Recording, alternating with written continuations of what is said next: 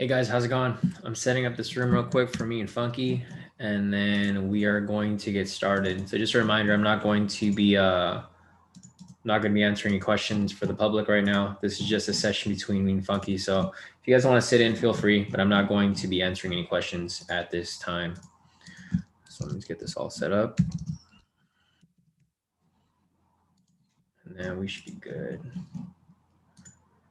All right, got everything good there. Here. Let me send this invite to Funky real quick.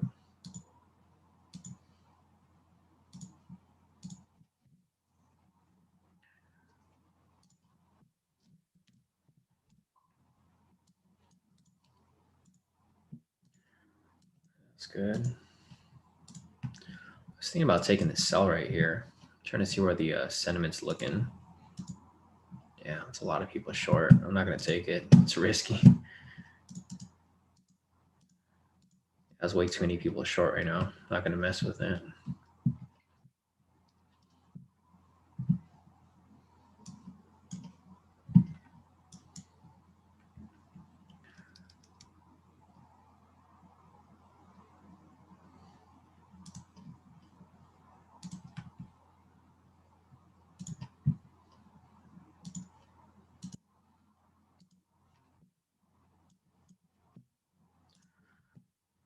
Send this link out real quick to you guys.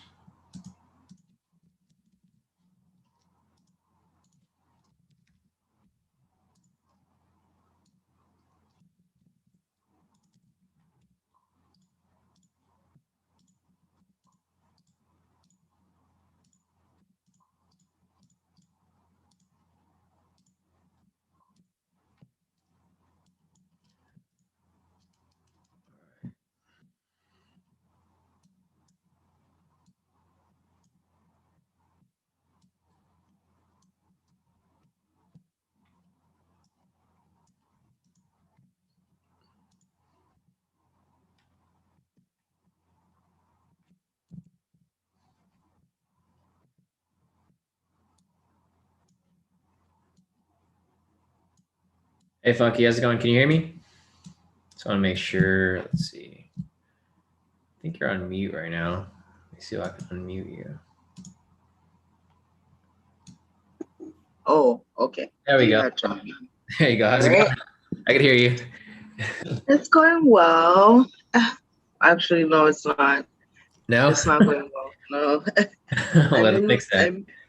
I'm in like this weird win-lose situation where like I win and the next thing it wipes out because of something that I did or did not do. Like, because I hope the entries that I saw are still marked on my chart so that I could show you and maybe you can tell me how it wasn't an entry, because some of them I would take the plunge, some I would just put the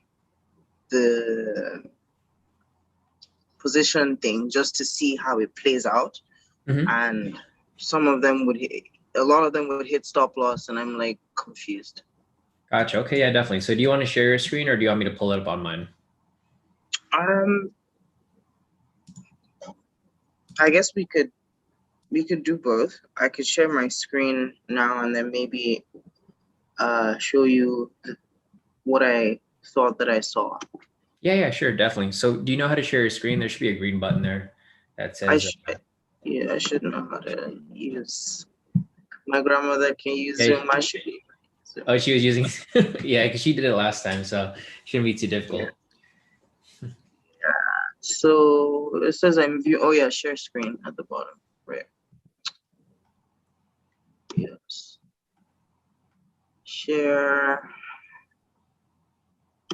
Okay. All right, there we go. Yeah, so let's see what you were looking at here. So just from my basic understanding of, because I think I even applied the strategy wrong. That's another thing. Because I thought I heard you say do it on the 4 hour and then go down to the 10-minute. But obviously that's definitely not it. I think I'm even mixing the scalping and the intraday, right? Intraday. Mm-hmm. Yeah. Yeah, yeah, because those are totally different. So if you're trading Forex on the intraday, that will be on the 4 hour. If you're Yeah. trading, just a snipe strategy, then it will be directly on the 10 minute. So it just depends on what you're playing. And we can go back over that and see, what was Oh done. wait, if I'm trading Forex, Hmm. I'm doing it on the 4 hour. Definitely not on any of the shorter time frames. Yeah, I mean, you can use it on any time frame, but I personally use it on the 4 hour. So you see, when I learned that Americans don't tend to tell you what to do, they say it like a suggestion, but it's kind of a, well, if I was a sensible person, I would do this. So obviously I am a sensible person, because I realize anytime you say I don't think I would take this trade, and I take it, it does not end well. Oh yeah, no, definitely, yeah. Because I analyze different things in the market. Like I'm looking at market sentiment. I'm looking at news. There's like a lot of different things that come into play when determining whether a valid entry is a safe entry or not. And for me, I'm a conservative trader. So when I see something, I make sure that it's a good trade before I take it. Even though it's a valid entry, there's always going to be other factors that factor in when determining whether it's a good trade or not. Let me just turn off this AC. It's so loud I can't hear you properly. Yeah, sure. So what I wanted to ask, is there a difference between using, okay, I was trying to find a pen, using the momentum signal, that's those red and green momentum signals, and using the pivots, or are you supposed to use them both at the same time? So it depends on what you're applying. If you're applying the pivot strategy, then you'll use both. If you're applying the snipe strategy, we don't use the momentum signal. If you're applying the intraday, then we don't use the pivots. So each strategy has its own specific requirements. There's no, there's not just one thing to apply. It depends on what you're applying. So if you're applying a specific strategy, there'll be specific indicators that are used for that strategy. If you're applying, a specific asset, I mean, it really varies. So it really depends on what you're referring to, because each strategy is different. So I'm not sure if you're probably mixing the strategies up because I yeah. mixed, at this point, I feel like I've lumped, because you've mentioned 3 strategies now, and I'm like, wait, intraday, snipe, and so which one is the scalp strat? The US 30, the snipe and the scalp, are they the same thing? Well, yeah, the snipe is a scalp strategy, but there's Right. if you look under the scalping module, there's 4 different strategies there. So I don't know which one you're referring to, because there's a pivot strategy, there's a snipe strategy, there's an intraday strategy, there's a K2SR strategy, there's a momentum strategy. There's a lot of strategies. So you have to be very specific with like what you're applying, because I think you're mixing everything up into all Into together. one. That's Yeah. why I think that's what maybe, okay. But I think, the strategy that I try to apply is the one that you keep talking about, where the pivot rejects from where the wick. Yeah. So that's another thing. Mm-hmm. I didn't think that the wick rejecting off the zone was strict. That is like wick rejection and not the body at all. Is it strict? Exactly. Wick. It's just the wick. You don't have to focus on any body thing. It's just the body doesn't matter. The candle color doesn't matter. It's just the wick. That's it.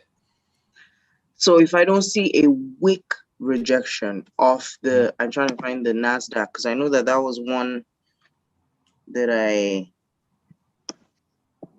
think I did that did not hit what I expected it to hit. Anyway, so for example,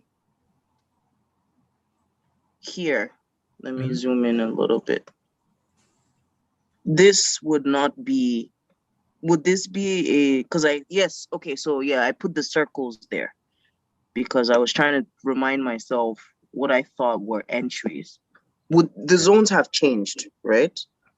Would they have changed? Yeah. So as price moves along, the zones will update and they'll change, periodically depending on where price currently is. But it would vary. So let's see, which entry are we looking at right now? Are we looking at?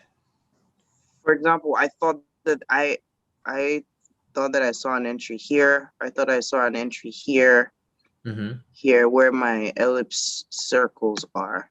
Gotcha. Okay. Yeah. So looking at the first one, it doesn't look like there's an entry there because there's no rejection off the structure. I see a rejection off the pivot, but not the structure. So I don't think there would be one right there. That first one, the second one over there, that that looks like, I mean, the price is a little choppy. So that's like probably where I wouldn't be trading, because you want to trade when the price is actually moving smoothly. But you can see it's just consolidating. It came up from the top, it came back down, and then it just went sideways. And you can see from the pivots that it's kind of, it's very choppy, because it's going to But be you're hard for you. seeing this after it's formed. At the time, this was where price was. So these pivots were not crossing over at the time I would have been looking at that, right?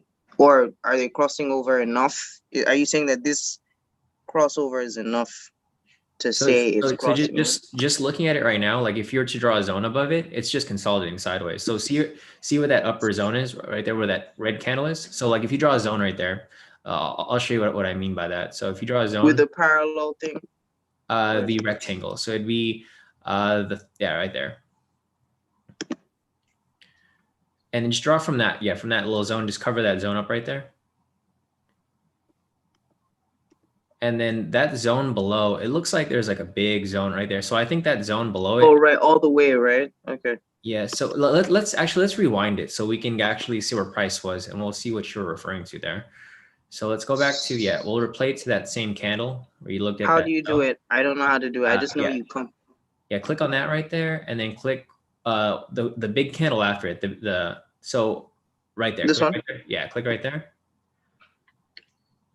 So looking at this here, you can see that price is just consolidating within those two zones right there, right? Can you see where I'm looking? Like right where price currently is. Kind of in a straight line, if you were to So it's not a trend line. Exactly. So you can just hide the K²SR indicator on your chart so you can clean it up a little bit. So you just see the zones that you drew. Just click on the chart anywhere. There we go. And then let's hide that. And then you can see that it's going sideways, right? So look prior to that. See, prior to that, it's going up. It's a move up, momentum swing up. Yes. See right there, if you go from that green candle to the right, it's just consolidating. It's going sideways. It's not necessarily, and that, it's just like that's what I mean by consolidating. I wouldn't have taken any trades in that zone. There's no like huge significant movement. Exactly. So like let's do this. So let's go to open the see that zone on the bottom. Just draw another rectangle down there, and I'll show you the difference between when price is actually moving and where it's just consolidating. So yeah, if we do that, and then let's go to the K²SR indicator and let's hide that. Let's just hide it. And then you can see that the clear difference, right? So you can see from right there where it broke below structure, you can see that price is moving down, right? You can see from the rejection off that top structure, it pushes downwards. And then as it pushes upwards, it's bullish. But then after that, it just goes sideways. So at that point, price is just too choppy. It's going back and forth.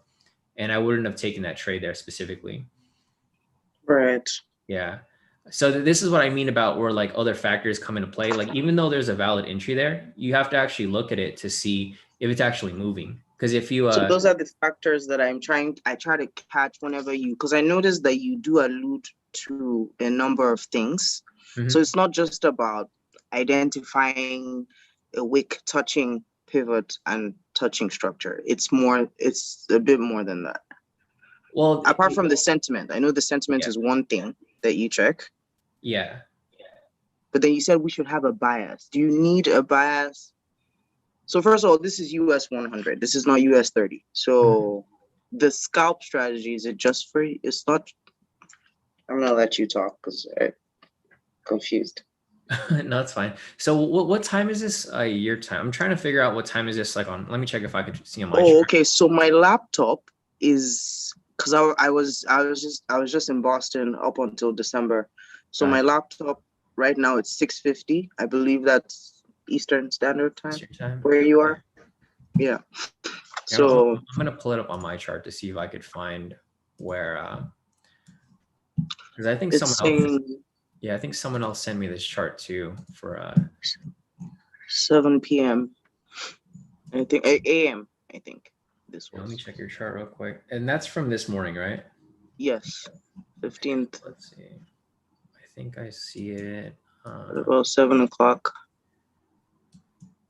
Scroll over here real quick. Let's see. Right below. I'm trying to find it and see if I can see it here. It looks like there were tweezers at that point. Oh, tweezers being two candles that are the same height. Yeah. Tweezer pairs. Yeah. No, I'm not looking for this. I'm just looking so I can find it on my chart because I'm trying to find Right, it. because I know you don't look at. Yeah. Those aren't really, they're not too relevant. Okay. So that was about 4:10. Yeah, 4:10 a.m. So I'm going to pull it up on my chart real quick. Let me just rewind it and then I'm going to mark it up myself. What was it that I was looking at that did not go through? What was that? Upper one. I have another question. Let me just write it down. 2 sets pips.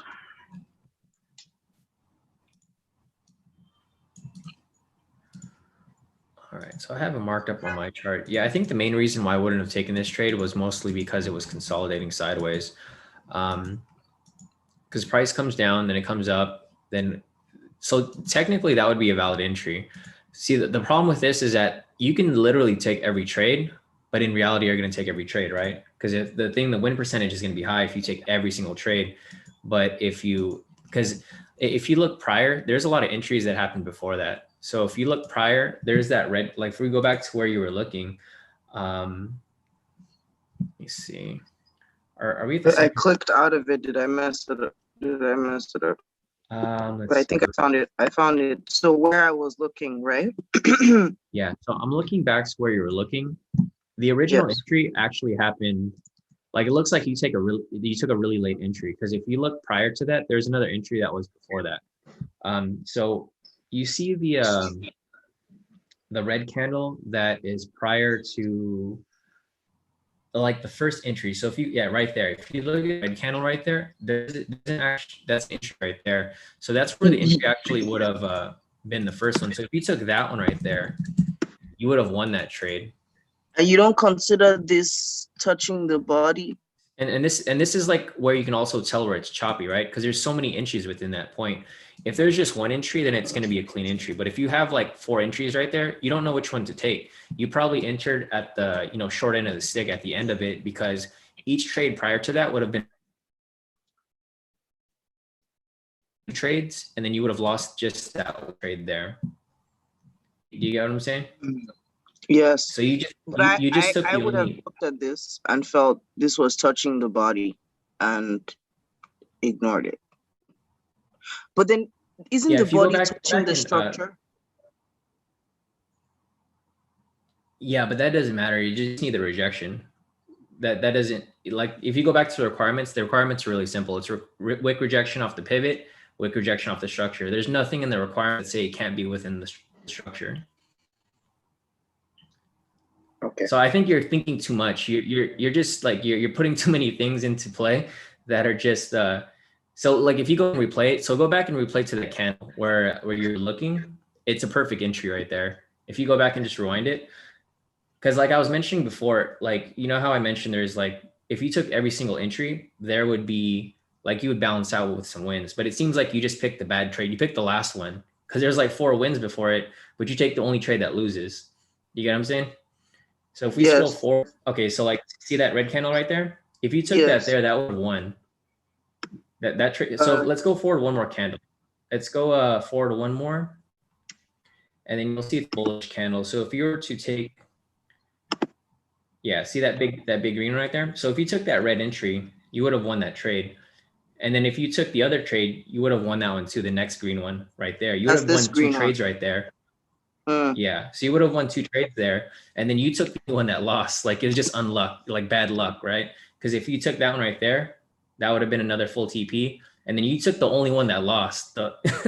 Like there's 2 wins right there. With this red and then you one took the only one. Yeah, that's the one that you took that would have lost. So when you say lost, that's another question that I need to ask, because I don't know how to set the ticks pips. I don't know how to set it. Yeah. Like, what do you put here? I realize that when I see you putting 5,000, that's supposed to be 500 pips. Does that work? Sorry, Funky. It looks like we're having connectivity issues. Let me see if I can see you. Hello? I think you're frozen right now, so I can't hear anything that you're saying. Oh gosh. Hello? Let's give it a few seconds for it to. Is it working now?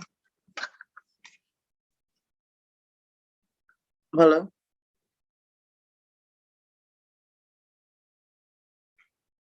Hello?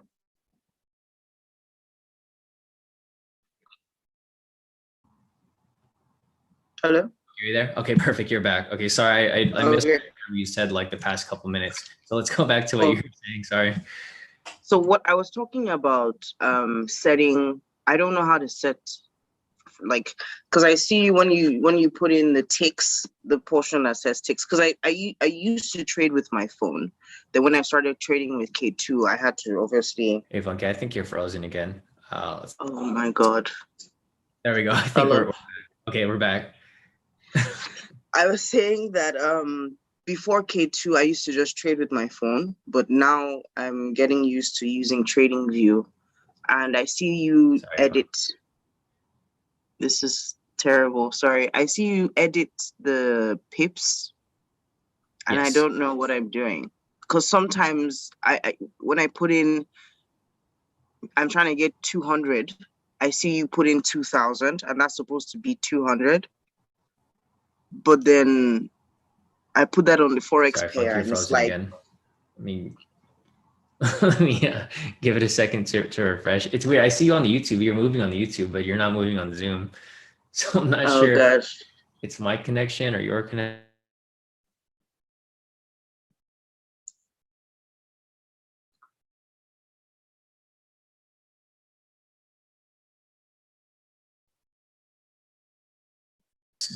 Here we go.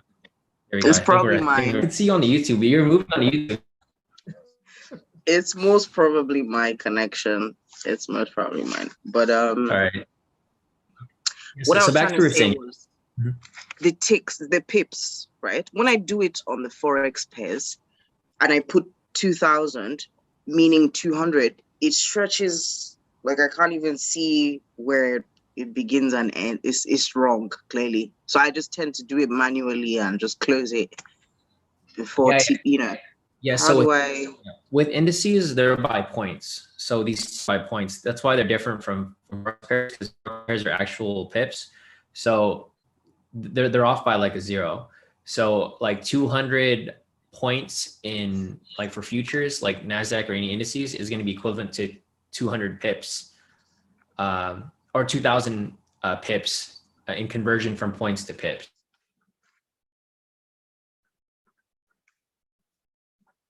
Hello? Hello?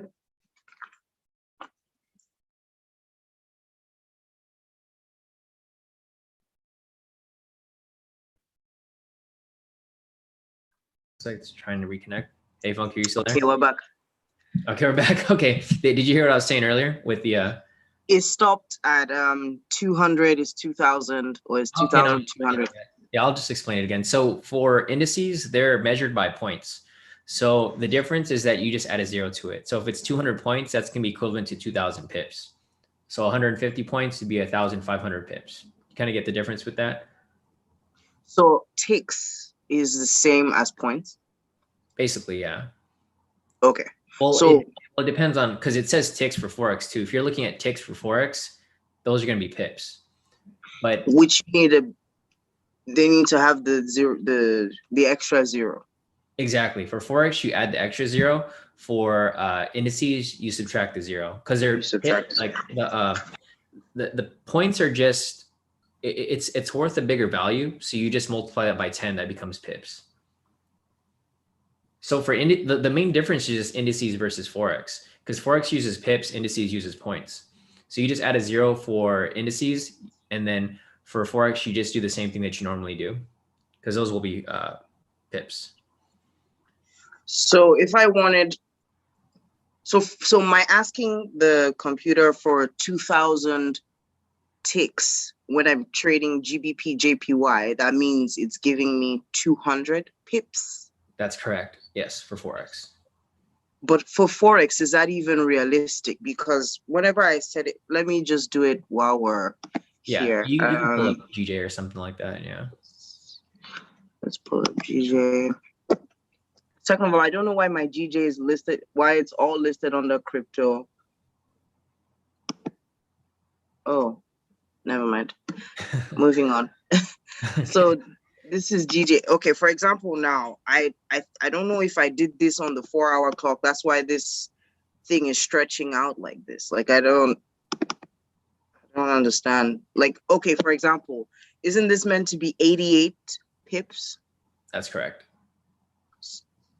So why doesn't it look like 88 pips? Is that large for Forex? If you're on the 10-minute chart, on the 10-minute candles, they only move like 5-10 pips. So if you go on the 4-hour, it looks normal. You're on a tighter frame, so it's like. You see what I'm saying? I think fundamentally, I don't. Because you're like know what I'm doing. Yeah, it's like a magnifying glass. So if you're like, if you're looking on the 10-minute, you're looking so close that's why it looks like that. But if you go on the 4-hour, it's going to be spread out. So. That's why you said you don't scalp on the Forex, yeah, because it's 10 minutes. Exactly, I go like 30-minute usually. Because Forex, like indices move like 100 times faster than Forex. That's why there's so many more pips. Like it's like 1,000 pips compared to 100. So if you go to GJ, like on the 4-hour time, you'll see that it's spread out. So let's change to the 4-hour real quick and show you, the difference right there. You can go on the 4-hour, or you can put that back on. You can leave the that little chart on, so you can see the difference between looking on the 4-hour and looking on the 10-minute, because it's a huge difference. Like let's leave that on, go on the 4-hour. And then click the auto button, because you're like super zoomed in. Click on the auto on the bottom right. Where's right next to log. There you go. Right.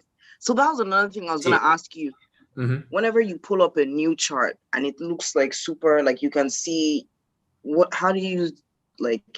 Click on that button right there on the bottom where it says zoom out, or it's going to be like reset. On that bottom middle, it's like a little arrow button that's curling. Right in the middle of your screen. Scroll up a little. This? Yeah, click on that. And it shows you the entire chart. So you can see that same thing that you marked up earlier, it looked really close, right? It's because you were zoomed in like all the way. Because if you're zoomed in so close, you only see so much on the chart. Right. So obviously, if it's trying to see 200 pips, it's going to be like covering the whole screen because you're exactly. Because on your chart, you're only showing like 10 pips. So it's going to be impossible for them to fit 88 pips if you're only looking at 10 pips. So you can see from there, it looks normal. I'm trying to even see clearly this hit TP. What did I do right? I don't know. Funky, you're like frozen again. I could see you on the YouTube, but not on the Zoom. I'm just gonna wait for it to there we go. You were frozen too, but hey. So clearly this hit TP, and I'm just wondering, because I feel like on the call with you, I'm gonna be picking the right trades, and then off the call is another story. And I don't know if it's just my luck, but I'm not gonna say that I have a positive. I'm super positive about this, and I just want to get it right. But I think it's because I'm mixing the that we probably need to cover is that you're understanding the strategies, because I feel like you don't understand the strategies completely. I think you just need some clarification what's what, because I feel like you're just mixing things together, and by doing that you might be looking for the wrong things. So I think it's just, it's a little fix. You just need to figure out what's proper and what's not, so that you're actually looking for the right things. Because obviously you see everyone else in the group, like they're taking the trades on their own and they're doing well because they're applying it properly. It's more so just getting it down right. But I think that's it. Yeah, I think you should be fine, because if everyone else is doing well, like they're doing better than me, honestly. I'm not even, they're trading more than me. So, you know, if they're doing well, I think you should be able to do well, you know, as well. It's No, just, yeah, I mean, I clearly have like a surface understanding, but obviously, if this is a very sensitive thing where if you're mixing up stuff, then you're picking, you know, you're just going to just pick the wrong stuff. Because now that you're explaining, I'm seeing the entries, it's looking clear as day. But when I was thinking, oh wait, the body, it shouldn't touch the body, it should touch the body, like all of that mix up. Or am I looking for a bias? I hear you say words like you should know where. So the one where you're just using the momentum, what Mhm. trading strategy is that? with just momentum, with nothing else. Momentum, and it says after 6:30, look for the first. That's Oh yeah, this day, yeah. So US 30 day in daily. yes, that'd be the US 30 daily strategy. But then is there another strategy where you're just using the momentum? There's an intraday strategy. You use the momentum with the trend meter. With the trend meter, right at the Yeah. bottom, that they have to match. Exactly. And So once, that would be the intraday, and then if you do the opposite, it'd be the momentum strategy. So there's two different strategies that use the same indicators. That would be that one. And then okay. if you're using the pivots with the momentum, that would be the pivot strategy. So there's I think that was another that I think that's the one that I thought I got. So you're looking for a wick rejection of the pivot and a matching, not necessarily matching, but you're looking for a momentum signal that is correct. Correct being it matches, the candle matches the a valid signal. Yeah, that's correct. a valid signal is the word I was looking for. Yeah. Yeah, exactly. Yeah. So that would be the K2 pivot strategy. That one is, I mean, it's kind of similar to the snipe strategy, but it uses the momentum indicator rather than But just. which comes first? Are you looking for a rejection of the pivot first, or because what if the what's it called? The momentum is over here, right? So this is a valid That's a momentum signal. yeah. So this would be a valid pivot entry. So let's go to your settings for the K2CS. Let's adjust those real quick. Let's turn off the MA because you have too many lines on your chart. Let's go to the settings for that. It's gonna Yeah, be thank you. This is right there, the settings. settings button. Yeah, go to inputs up top right there, and then turn off the check mark right there, and then let's click OK. There you go. It cleans up the chart. So battery running low.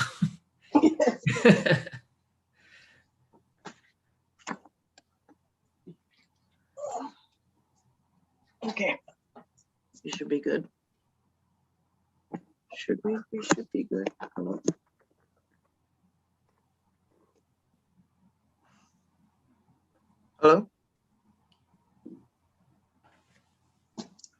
Can you hear me? Yeah, I can hear you. You're good. Oh wait, this isn't. It's not connected. It was wondering why it was not charging.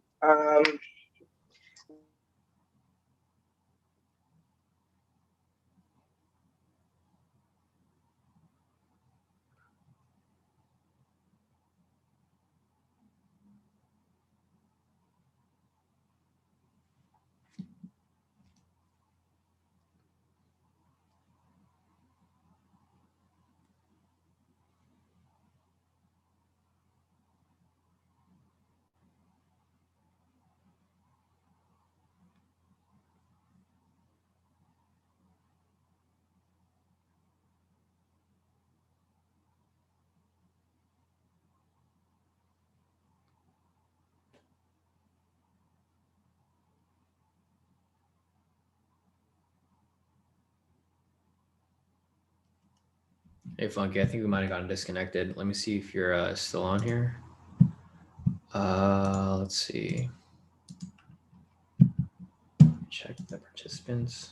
All right, I think Funky got disconnected. Let me send her the link again.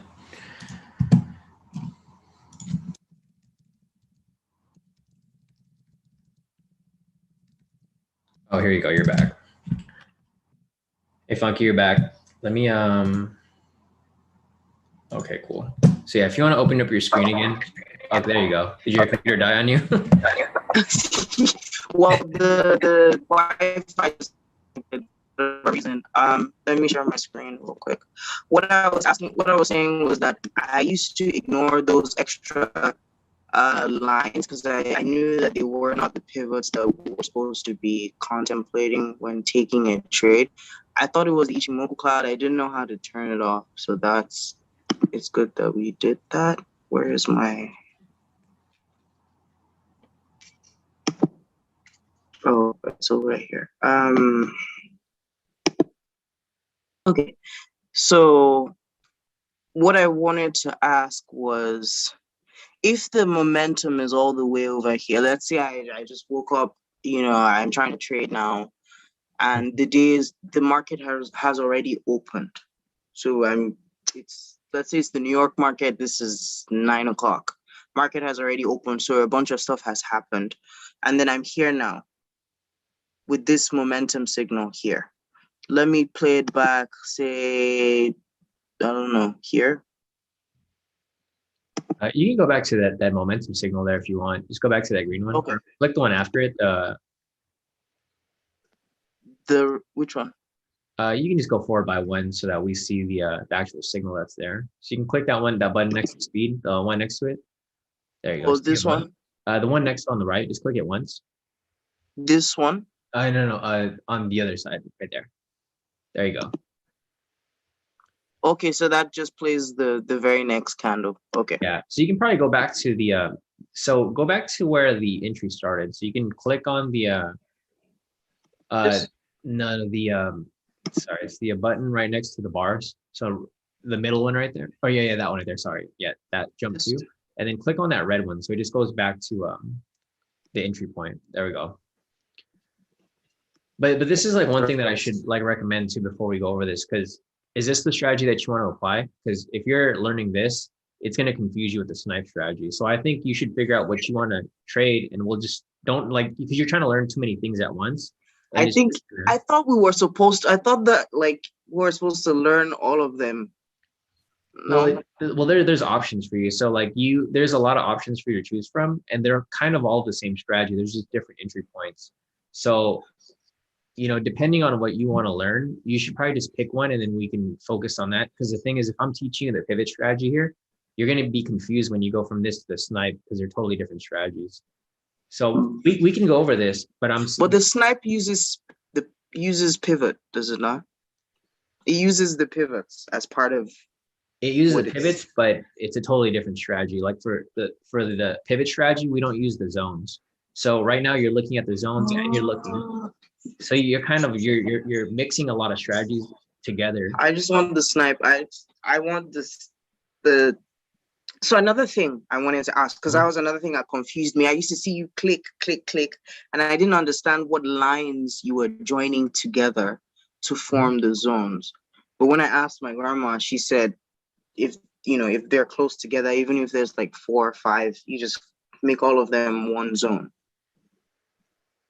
So depending on which one you're doing too. So it depends. If you're doing the intraday, if you're doing the K2SR strategy, then if they're close together, then you can just merge them.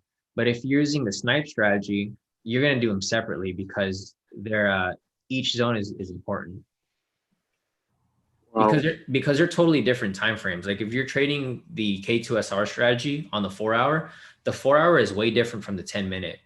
So on the 4 hour, it won't make a difference because that small little gap is not going to make a big difference because you're trading outside of the zones anyways.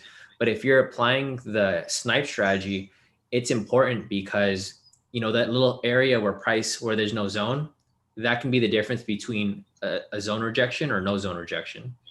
Right. So yeah, it depends on what you're on what you're focusing on. So I think we should probably let's focus on one strategy and I'll explain that to you more in detail rather than going between going from the pivot to dancing the K2SR, between the different strategies. Yeah. Because I think if I teach you all of them all together, it's going to be more of a confusion because you're just going to be confused with applying one or the other. So do you know which one you want to focus on? Because we can just focus on one if that's the case. I'm thinking the one that just uses the zone and the pivots.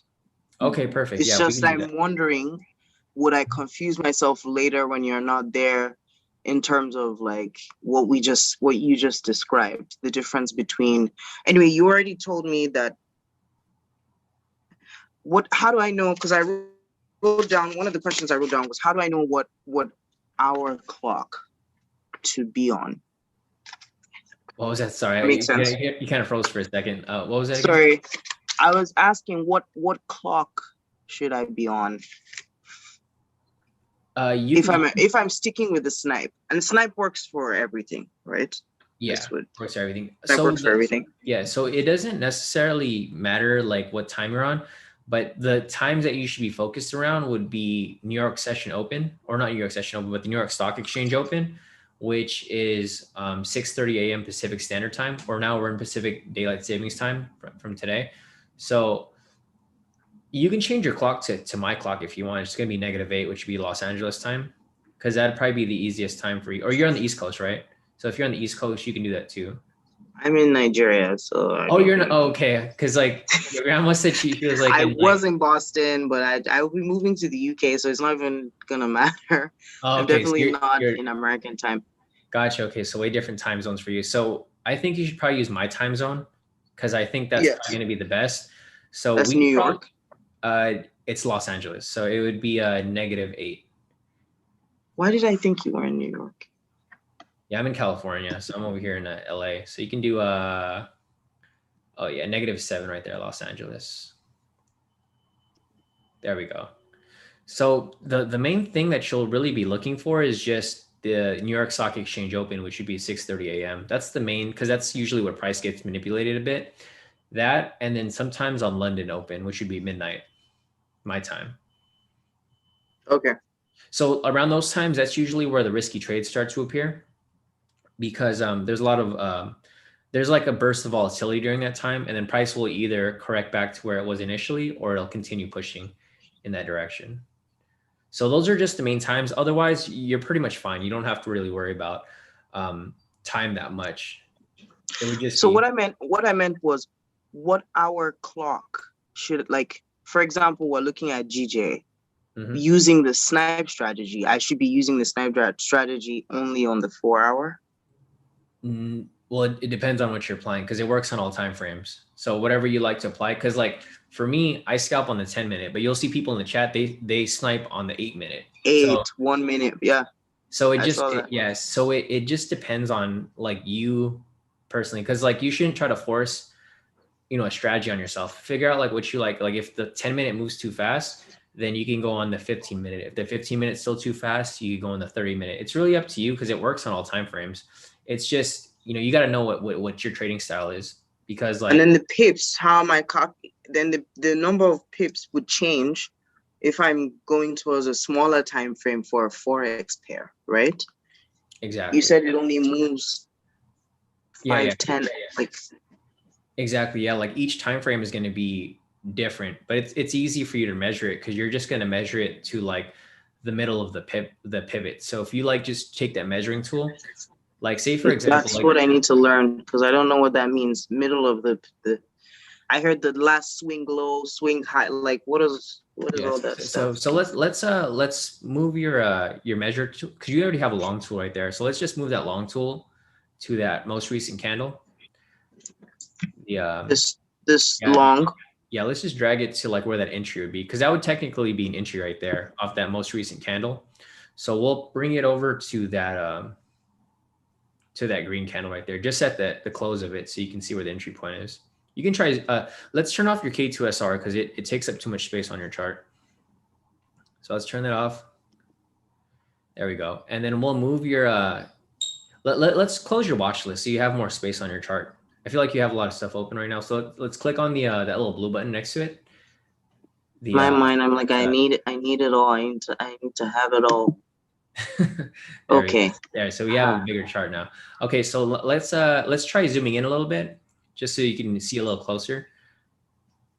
All right, so let's move the that long tool to the close of that green candle right there, or you can even do from the other one. So there's a couple entries there. Can you see where the entries are? There's one with that green candle right next to that red one, and there's another one on that, or actually there's no entry there. The entry would be that green candle right there. See in the middle where it's touching the yellow pivot? This one. It should be yeah, a little higher. Yeah, let's move the entry a little higher because it's going to be when the candle closes. So it'll be at the top of the green body. So a little bit higher. A little bit higher. It's going to be like right where that candle closes. So a little bit higher. Wait, which this candle? Yeah, it's going to be that green candle right there. But that candle is not touching the yellow pivot. Yeah, there's only one candle that's touching the yellow pivot. So scroll in some more. There's only one candle that's touching it. Which is that middle one beside the red. Yes, that's correct. So that's the one where we moved it to. There we go. So when that candle, I thought we moved it to this one. Wait, what? The green candle opens at the bottom and closes at the top. Yes, like when correct. You say the open, if it's a green candle, then you're talking about the bottom of the candle. Yeah, so let's rewind to that candle just so I can show you. So let's click on that rewind button again, and then let's go to that actual entry candle. So let's go back to the first button right there, right there. Yes, click on that, and then click on that second to the last green candle on your chart. So it'll just rewind. There you go. Click on that. There we go. So when you see that entry right there, see how the wick is rejecting off the yellow pivot in the structure? Yeah. So your entry would be at the top of that candle because that's where it closes, right? Yes. Yeah. So let's move your little at the top. That's body, right? Not wick. Yeah. At the when body. You say the top of the candle, you're referring to its body, not the wick. Yes. Yeah. In this moment. Exactly. Yeah. So say if you're following this, like you're waiting for the candle to close. When it closes, it would close at the top of that body. So right here, see where the stop loss is placed? It's like towards the middle of the pivots. That's where your stop loss should be, around that area. Oh, the middle of the pivots. That's. See how any reason why? Is that just how it works? I mean, there's a lot of different places you can put it. You can put it at the middle of pivots. You can put it at the previous swing. You can put it at the previous swing. It's really up to you on how you want to trade it. But this is like the sweet spot for it. Or this is how we find the sweet spot. Okay. Yeah. So, I mean, it depends. It's, like I mentioned, it's up to you because everyone comes, to K2 with different trading knowledge. So if you learned a different way, you can apply it. But there's a lot of different places you can put it. This is just an easy, a little bird's eye view from it. Because if you put it to, like, say, for example, if you put your stop loss too far, like you put it at the previous swing, it might be too far of a range and you might not even hit that. Just humor me. What is the previous swing? Is it here? Yeah, it'd be that red candle right there. See where it swings down? This red candle. Because you can see it swing. Oh, I see. So you see on that previous screen over there, it swings up and then it swings down. So that's what a swing is. Swings up. Swing up. Swing down. Swing down. So okay. So that'd be the swing high. That'd be the swing low. So okay. That could be the previous swing, or if you want to go even farther, it's going to be the swing before that. See where the other red candle is? Not down right there, but the one before it, down there. So that's kind of too far. If you're down here? That's going to be like, exactly. Yeah. That's going to be like a 200 pip move. That's like, it's too far. It's too far. Okay. So the sweet spot would be around the pivots, because the pivots are dynamic. The pivots move with price. So as price moves, you can see that that's probably, a good level for you to move from. You can put it like around there. You could even round it off to maybe 80 pips. And then this would be the snipe strategy on the 4-hour time frame. So all these things, I don't know what they're saying. Like that middle number would be the pivots. I mean, that would be the pips. Sorry, the pips. So that's the only thing that's really important. Oh, this is the pips. Yeah, 79.6 pips. Aha. Everything else is irrelevant. I mean, it just depends. It gives you the percentage from because everything means something, but if you're not really focused on, what the percentage is for your risk reward, it's just the middle number that's important. Because the amount next to it is going to be based off the settings that you have for your account size. So it's really irrelevant. Account size, right? Yeah, because you can change it there. So it'll show you how much you're risking with that specific move. So let's assume my account size is $100. Mm-hmm. Do I change this stuff? It's automatically on 25% for whatever reason. Yeah, it's just automatically set at that, but it's not really relevant because it's not going to Okay. reflect your actual account size. Okay. So for this is a Forex pair. Let's say this is a real trade. I would want to go, and this is what is this, 10 minute? I You're on the forgot. 4 hour. 4 hour, right. So it's safe to go for 200 pips, 150. No, because you see how you marked it up right there? That's where your stop loss would have been at 79.6. Oh, wait. Okay, so the stop loss is kind of automatically 79.6 because that's just where the midpoint of the pivots is. Exactly. And it's going to be different for every trade. It's not always going to be a fixed because it's not always moving the same. Like for US 30, when we enter the trades, it's always around the same time or it's around the same area. So the sweet spot for US 30 is going to be 50 points or 500 pips because I've done my own back test on it. Like I've back tested myself. Like in order for you to find the sweet spot, you would just have to trade it long enough to understand, it normally moves this far. It normally is. Okay. Gotcha. Exactly. So it comes with like practice and like actually like doing some actual testing. There's no like sweet spot number where I can just give you like, oh, it's always going to be 80 pips, right? It's because the price moves different, especially if you're trading on the 4 hour. Like if you're trading the 4 hour during US session, it's going to be totally different from if you're trading it during London session. It's going to be totally different from when you're trading it during Asia session, right? Because those sessions are totally different. So if you're trading during London, this is a European asset, so it's going to move very fast during that time period. If you trade this during late US session, it's going to move maybe like 20 pips. It's not going to move 80 pips. So it really depends on when you're trading it and how much it's been moving. Because on some months it'll be moving slow, some months it'll be moving fast. It just really depends, and that's why I focus on US 30 because US 30 kind of you already know. I already know, so I don't have to go and measure it because I already know what the number is. But like for something like GJ, I don't trade it on the 4 hour like every day, so it's not something that I know like very very well. So I can't really give you a number. But if you wanted to practice it, like I were mentioning, you would just measure it every time to that specific middle pivot, and then if you really wanted to figure it out, you can just document your trades. Every time you take a GJ trade, you just put it like on an Excel sheet or a spreadsheet or something.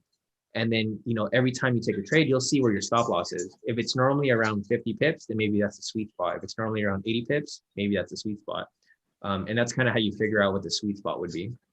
How would I know that the test failed? Is it when it hits or always goes past where how do I know what this, how do I test? Sorry. How to test it? You just run trades. If you lose trades, you'll see, like say you win some trades, right? If you win a lot of trades and you're always around the 50 pip range, then that's a sweet spot. If you take so many trades and they're 80 pip stop loss and you lose every 80 pip stop loss, then that's not the sweet spot, right? Because it's going to be tested throughout time. Oh, because that would mean that the stop loss was too tight.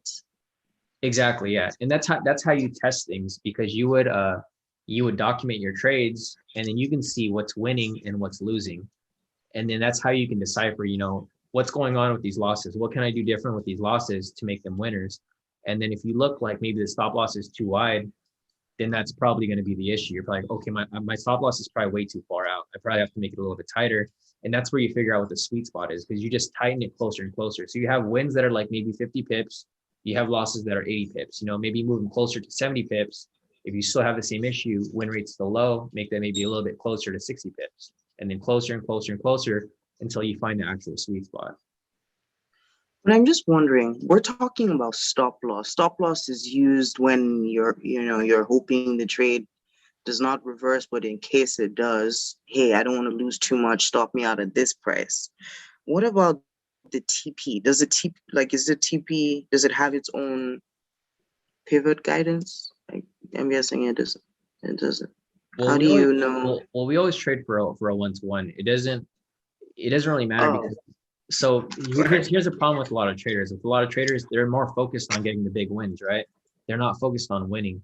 In reality, you should be focused on winning and not losing, because that's risk management. The problem with a lot of traders is they think that they need to go for these really big wins, but in reality, they only win like 1 time out of 10 trades. And, it just doesn't make sense because they end up breaking even anyways. So, using proper risk, if you're using like a specific risk management, model, like if you're risking 1% per trade, you're better off if you have more wins and losses rather than having one big win and having like 20 losses, right? Because you're going to end up at yes, because it just doesn't make sense. And a lot of people don't get that because they get taught that they're supposed to be trading for the big wins when in reality try and get those huge pips. Yeah, exactly. So like for me, I trade 1-to-1 because we have a high win rate. Because if our win rate is above 50% and you're trading 1-to-1, you're still going to be in profit regardless at the end of the month, end of the week, end of the year. As long as you're above 50%, and odds are we're not going to be under 50% because our win rates is pretty high. So it just depends per strategy. For my strategy, we do 1-to-1, but if you're applying something else, then obviously it'll differ. It just depends on what you're applying. So okay. so going back to what you asked, the TP doesn't really matter. The one that really matters is the stop loss because we're more focused on not losing. Gotcha. Yeah. Gotcha. So we set the stop loss for, in this case, at the mid level of the pivots, we're setting it out at about 79.6. Or if I wanted to round it up to 80, a whole number, I'll put it at 80. So that means that I will be. So this is, oh, I see. So this is 79.6 here. Mm-hmm. It says 796, but when you take out 10, it gives you 79.6. Exactly. You just move the decimal. So then I'll change this to, so that they're both, right? That was what I was supposed to do, right? Yeah. So let's Why is it not? I can't really see your screen. Does your screen look the same? I only see like part of your screen. I'm not sure if it's zoomed out. That's right. I'm trying to drag it down and it's not responding to me.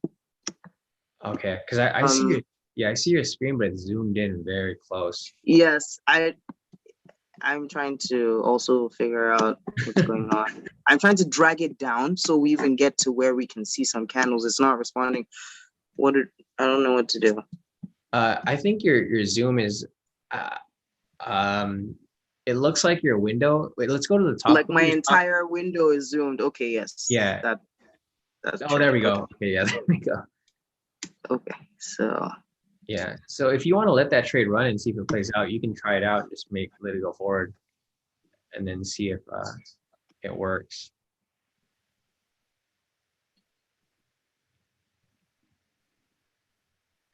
Oh, let's change your. Oh, there you go. There we go. Yeah. See, it's really that simple. It's just measuring it properly and making sure that your requirements are met. And you can see if you scroll down to the bottom, there's actually a lot of entries there like that you could have taken as well, and they all would have hit full TP. So down to the bottom where exactly? Oh, wait. He went. Oh, God.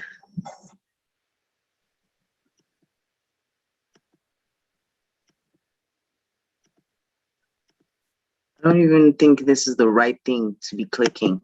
I'm not sure. Yeah, I'm not familiar with PCs. I think because you have that function where it clips it onto your screen, or I used to use a Mac until it broke, and then I just bought this, and now I'm confused. Like, yeah, it's too complicated for me. Oh my God! And people think Macs are complicated. I think you just get used to it, and then, oh God. I think it might be attached to your screen. Let's see. Sorry, I don't know what the button would be because I know on the Mac on the top right there's like a clip button, but I don't know if you have it on the PC. Wait, a clip? What do you mean a clip button? Yeah, because you see how your screen is kind of clipped, like where it's set on your like on your computer. It's kind of like just set there. It's kind of I don't know how to zoom out of it. Oh, right, to get it out. Do you mean that arrow that expands and contracts the thing? Yeah, exactly. Yeah, because I think your screen is just very zoomed in. It's not necessarily. That's not it. That's not it. Yeah. Oh, Yeah, sorry, I'm not I sure. just it just fixes it up when I pinch my fingers together, but it's not fixing now. It's acting up. Oh Lord. Wait, let me see if I use.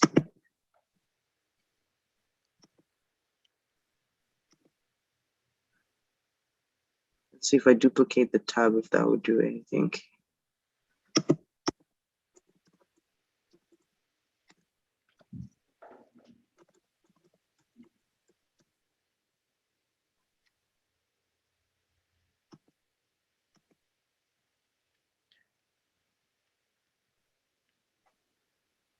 Hmm. Try clicking Control O or Control 0. Or actually, I think that looks fine now. Yeah, go back to that chart. Try Oh, click. this is a different window. Control O. Yeah, Control 0. Or no, sorry, Control 0. Oh, There you go. Thanks, Ivan. Yeah, there's someone in the chat who mentioned that Control 0. I guess he's more knowledgeable with PCs. thank you. What does it There we say? go. Oh, that I Oh, because you're logged logged in. into 2 trading views. Yeah, thanks, Was it? Ivan. Okay. So here we are. So that played out. Thank you. There we go. So now what I want to do is I want to practice. Okay, so the snipe strategy, just to repeat what you said, plain and simple, we're trying to aim for either the New York Open or the London Open just because of the volatility. And when we find... Well, not necessarily. The snipe strategy, you can use it all day. It just depends if you find an entry. There's no specific time period, but like you mentioned, London and US would be the best time because it's actually moving. moving. Like you can take the trades during Asia session, but it's just going to take a long time, right? You're not going to find something right away. But if you're trading on the 4-hour, it doesn't really matter because the 4-hour happens. It moves so slow, or not slow, but it moves for so long, where you're gonna say if you take the trade in Asia session, it's probably not going to fill, or it's not going to finish until London session. So the time doesn't really matter if you're trading on that specific time frame. Okay. So what I want to practice is where I'm finding an entry in between zones on the 10-minute, where the zones are a little close together, because it seems like I would say that there's no entry on the top, but I see an entry on the bottom, and I'm like, oh, this is an entry according to wick rejection from the pivots and wick rejection from the zone, but then it doesn't play out as I think it should. Okay, so I think you might be confused with the strategies again. So like the distance between the zones don't matter for the snipe strategy. That's for the SR strategy. So this SR, this K2 SR, I needed just to draw the zone. Sorry, I mean, what is the indicator? The K2 SR. The K2 SR or the K2 SR zones. That's the zone indicator. Okay, but I use it for the snipe strategy, but I use it differently for the K2 SR strategy.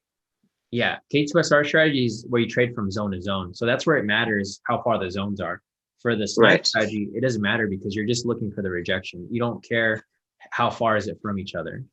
Okay, so that's why you say once you draw the zones, and you can turn it off and ignore it. Exactly, yeah, because it doesn't matter. They're not relevant. Since you're just looking for a rejection, you're not necessarily looking for for anything specific. For anything specific. And then then do I need a bias for the snipe strategy? No, not really. There's really no bias. So there's no need to turn on the momentum. The bias is for the K2SR strategy because it's on the 4-hour. So I think that's where you're mixing things up from the K2SR to the snipe because there's no difference between those two. It's just during the live session, I'll go from Forex and I'll go from Forex to indices. That's why you kind of see me going back and forth, but I'm looking at something completely different. Like that's why I have different tabs. I have one tab that's just for Forex And that's everything on the Right. entire time frame. And then I go from there to my other tab where it's just scalping. So those are totally different. Right. So I Yeah. think that's where I got them confused, because I'm watching you on the live. Before I started learning it from the academy, I was Mhm. just watching you. So I think I was picking up stuff and It's sticking just, it in my yeah. head. Yeah, because I have totally different tabs. Like I have a tab just for, like, if someone says, "Hey Shawn, can you analyze GJ for me?" I go to a separate tab and I'll just Right. analyze it on there. But that's not going to be the snipe strategy. That's going to be the K2SR strategy. Right. So yeah, Okay. so I think that's where the confusion happened. And I think, I think that's where you kind of get confused, because you'll see me go from the 4 hour to the 10 minute, but I'm doing things so fast because I'm so quick, with You're applying quick with everything. it, yeah. Yeah. So it causes some confusion for you, but I think now that we've had this talk, you kind of understand that they're totally different now. Yes, definitely. So I would like to, from you, I would like to learn the snipe strategy. The other ones I would, once I figure out what is in the snipe strategy, then I know definitely what's not in it. So even if I learn another one, I wouldn't get the snipe strategy confused. Exactly. And yeah, Uh, that goes back to what I was mentioning earlier. Let's just focus on one strategy. Let's help you master that. And then after that, we can move on to, the SR if you really want to learn it. But I think once you yes, learn the snipe, you're probably not going to care about anything else, because that's what everyone's been using. yeah, it's the best one apparently. So Yeah, definitely. Yeah. So we can go over that. So do you know if what you want to trade pick it a on? random. I'd like to do it with. I really like gold. Okay. I also like the Nasdaq because there's it takes seconds to just like scalp nicely.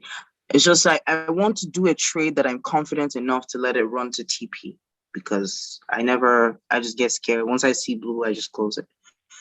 Which they say, Yeah. they say is still a good thing, but at the same time, I want to maximize. Yeah. I want to You be cut making yourself. those thousands. Exactly. You cut yourself too short. That's usually what it is, right? Yeah. And and it comes with time. It's really about, trade psychology, because unless you're really confident, like for now, you're not confident because you haven't applied it enough for you to trust it yet, right? You're still kind of scared. I think when you start That's why I applying, come on live. Because if Shawn says do it, then I'm like, okay.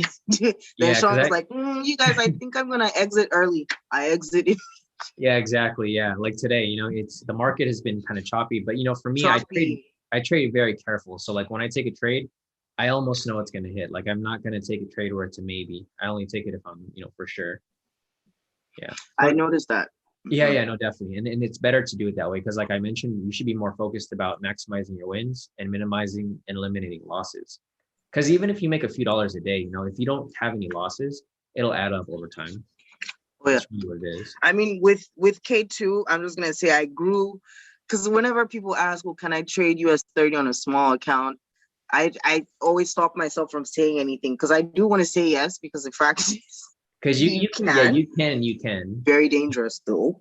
Very Exactly. dangerous. But I grew an account from $162 to over 1,000 with K2. Wow, So nice. I'm gonna put that out there. But I lost it with myself because of Exactly, this right? confusion. So I should be crying, but I'm not, because I know that I can make it back. If Exactly. that makes sense. It's the cost of education, basically. You're still learning. So it's a Yeah. learning process. But once you get this all down, it'll be very consistent, and you're going to grow that all Yes. back I easily. trust that. I trust that wholeheartedly. Another area of confusion for me was when I'm choosing, for example, if I cleared my watch list and then I wanted to start over and I wanted to pick a pair. How do there's just so many, like there's forex.com, there's a bunch of, like, Different how do brokers, I right? know that that's the, when I'm looking at because when I compare the price, it's not the same as what's on my MT4. Uh-huh. Yeah. So for me, like for my knowledge from trading, I think the most accurate data is going to be forex.com if it's available. So If it's usually going to be it's for, available, yeah, exactly. if it's available. If it's not available for indices, usually it's not available for the indices. If it's not available, the next one would be currency.com, because they use raw futures data. So you have the actual real-time data. It's not like if you use a specific broker, like say you use Hugo's Way or use a unregulated broker, those are considered market makers. So what they do is they pull liquidity from like currency.com, which uses raw data, and they create their own prices. So each broker has different pricing. They're called market makers because they create their own market within the market. So what they do is they pull the data from like the main source and they create their own pricing. That's how they make money, because you know the price difference, what they do is when you enter a trade, they send your trade to the bigger market and then they make money off your trade. So they're they're the middleman. So it's you into the market, and then this is like Hugo's way, you know, the middle person, and they go to the actual market, the liquidity, and that's where they send your trade. So that's how they make money. That's why price is a little different from broker to broker, because each broker is a separate market maker. They create their own market, they create their own pricing. So that's why pricing is slightly different from broker to broker. Okay. Okay, so that's cleared up. I wanted to pick a random chart. Let's do gold, and then I'm just gonna practice it like you're not here so that you see if I'm doing the right thing or not. Actually, I want to do silver. No, I'm gonna do gold.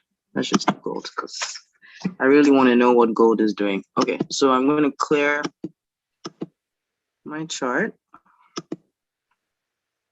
I'm gonna remove the indicators as well. Wait, what? No, I didn't want to do that. I wanted to just turn them off for now. Okay, and then then you said the way to zoom out is to click. Was that it? Yep, there you go. Okay, but this is a 30-minute. I want to look at it. You said it works on any time frame. Yeah, it's just going to vary because, you know, depending on your spread, I don't know what your spread's like for your broker. You might have to use a different time frame, because if, like, say, for example, here, if you're trading on the 10-minute and your spread is just looking at the number there, if it's like 57 pips and your goal, like your target's like 100 pips, you probably need to change your, you know, your time frame for a bigger move, because you would need to cover that spread. Wait, explain that again. Okay, so you know how the spread works, right? So no, okay, so the spread is the difference. My way through. Yeah, no, it's fine. So the spread is the difference between the bid and ask price, which is the buy and sell price. Theoretically, I know what it is, but I don't know what it is.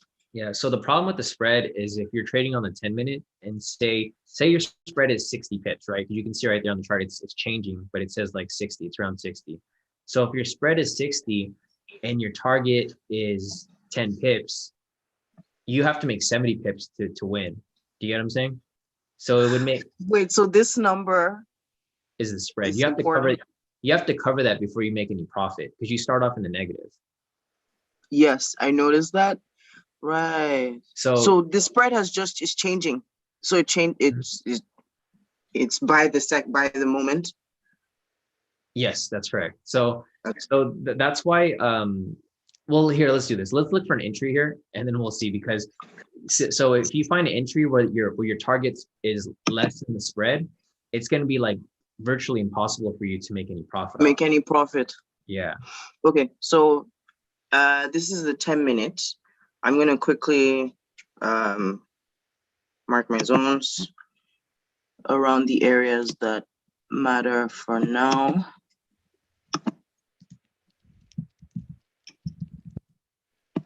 So I would not be joining this and this. I know, because they're kind of far off, and they're kind of far apart. Here, on the other hand, would you join? The only time you would join them is if they cross over on a 10-minute. Because I see some are like wide, and then you have like in the middle, a little one within it. A little one, okay. Exactly. So that one down there on the bottom, you can just merge those. There's actually 3 that you can merge down there. It looks like all this. Yeah, from there all the way up to that green candle right there in the middle. This green candle? Yeah. So you can merge all those together right there, because they all overlap. You can see So then what happens to these ones? Those are separate. So here's let's make your screen bigger. Let's just make it full screen so that we could and then let's close your watch list so I can show you an easier way to do this. Because please, because I think that's also one of my zones is one. So right, if I make a bigger screen, then I can see everything. Yeah. So this is where I would draw your zone. So let's just delete. Let's just click the trash button. Let's go from the start. Where's the trash On can? the left side. It's a little trash can right there on the left side toolbar. Oh, okay. Okay, so right there. So see on the left side where the zones get created. That's where you would. Yes. That's where I would draw them. Because if you do that, you can see where they overlap. Right. So like, Right. let's start from the bottom. Let's go like from that bottom area right there. So do you always start from the bottom, or it doesn't Matter. You can start from the top. You can start from the bottom. It's just this will help you. This will help you identify where they overlap. So we When can you start. say the words top-down analysis, what are you referring to? Top-down analysis is when you go from the higher time frame and then you go down to the lower ones. So like a top-down analysis would be like for if we were to do a top-down analysis, like if someone was to ask me to analyze gold for them, right? I usually start from the 4-hour and I draw my zones from there, and I'll show them what the bigger move is going to be for the, for the week or for the day. And then I go down to the 10-minute and I'm like, okay, there's no entries here for, the big time. So let's go to the from top 4-hour to the, top down from 4-hour to 10-minute. And then we'll look for smaller trades within that whole price movement. Because sometimes you're not going to find. Oh, go ahead. But then those smaller, because I remember asking you, because I think I confused that concept, and I was like, oh, I drew my zones on the 4-minute and then I go down to the 10-minute to scalp. And you were like, no. If you're scalping on the 10-minute, then you're drawing zones on the 10-minute. So can you reconcile those two confusion? So your thought process does work if you're using a strategy that works that way. Because if you use going back to the original strategy, the intraday strategy, we look at the trend on 4 different time frames. So I'm not sure if you remember that video, but yes, I remember that you had the 4 different right? time frames. Yeah. Mm-hmm. So with that coincides with what you just mentioned. So for that's where we look at all the time frames together. For the snipe strategy, you only want to look at the 10-minute because you don't care what's going to happen 2 hours from now, 4 hours from now, Dave, because you're just trying to catch the little move, right? So whatever happens tomorrow, it's irrelevant because you just want to know what's happening 10 minutes from now. So that's why if you're applying the snipe strategy, that's why you only focus on that one time frame. Because on the time frame that you're looking at. Yeah, because you don't care what's going to happen like tomorrow, right? If you want price to go down right now, you want it to go down right now. You don't want it to go down tomorrow because if it goes up, you're going to lose your trade before that happens, right? So that's why the farther movements are relevant. Like for you, example right here, if we're looking at this where we're currently looking, you only want to see where price is going to go, 3 candles from now, because that's probably when it's going to hit your TP, and that's only like 30 minutes. So comparing 30 minutes to like 4 hours later, the 4 hours is probably not going to matter to you. Yeah. So for the snipe strategy, you're not trying to draw zones on a 4-hour and then scalp on the 10-minute. But then in a top-down analysis, you're drawing on the 4-hour and looking at it on the 10 because you're looking for entries on those zones you draw on the 4-hour. Exactly. Yeah, because you're trying to figure out where price is going to go. Oh. You're projecting what's going to happen 4 hours from now. Oh, okay. That makes sense. Okay, yeah, got it. But like for now, we're not projecting that far ahead because we only want to know what's going to happen, the next 10 minutes. Next 10 minutes. Okay, so let's draw the zones from the bottom or the top, but let's just do it from the bottom. And these go together clearly. Oh, right. I see why you said this is part of it because it crosses over. It crosses over, right? And then this is distinct because it's starting by itself over here, and there's nothing crossing over into it. Okay, we have this one. I learned so much from the live sessions. I did not know how to extend my rectangle to the left, but I learned that quick. So I'd be flexing on people with my trading views. Yeah, no, definitely. Yeah, when I was with your grandmother, she was like so amazed when she saw it. She didn't realize that it'd be so much easier. She inspired me to trade. It's crazy. She inspired me. That's why she's really on point. Yeah, she's caught it caught on pretty quickly. Like I went over with her and she already knew what to do. I was like, wow, you're catching it better than a lot of other people. Don't play with she has an MBA from Cornell. Don't even. Oh wow, okay, yeah. So she knows. She was the first female managing director of a bank in Nigeria. So she's she's like a banking She's way out there, finance. yeah. Yeah, I could tell because she could pick up stuff really quickly. I was like, she's really sharp, you know, very sharp. My grandfather has a PhD from Cornell too. They were both together. That's where so they're really, Nice. the bar is like, It's set high, yeah, no, definitely. so I'm trying to catch up, and I'm a lawyer, by the way, but this is. Oh, nice. Yeah, me too. What, really? Yeah, I'm a lawyer here in California. Oh, Well, nice. I was before this, but now I'm not. Exactly. That's how I feel. No shame in this game, please. This is definitely better. I mean, the hours are not great, but the rewards are. Exactly. Less work, more pay. Definitely. Okay, so zones drawn. Okay, so the next thing, then you say turn off your K2 indicator. There you and go. Then I need the pivots. That's correct. At this point. Okay, so let's.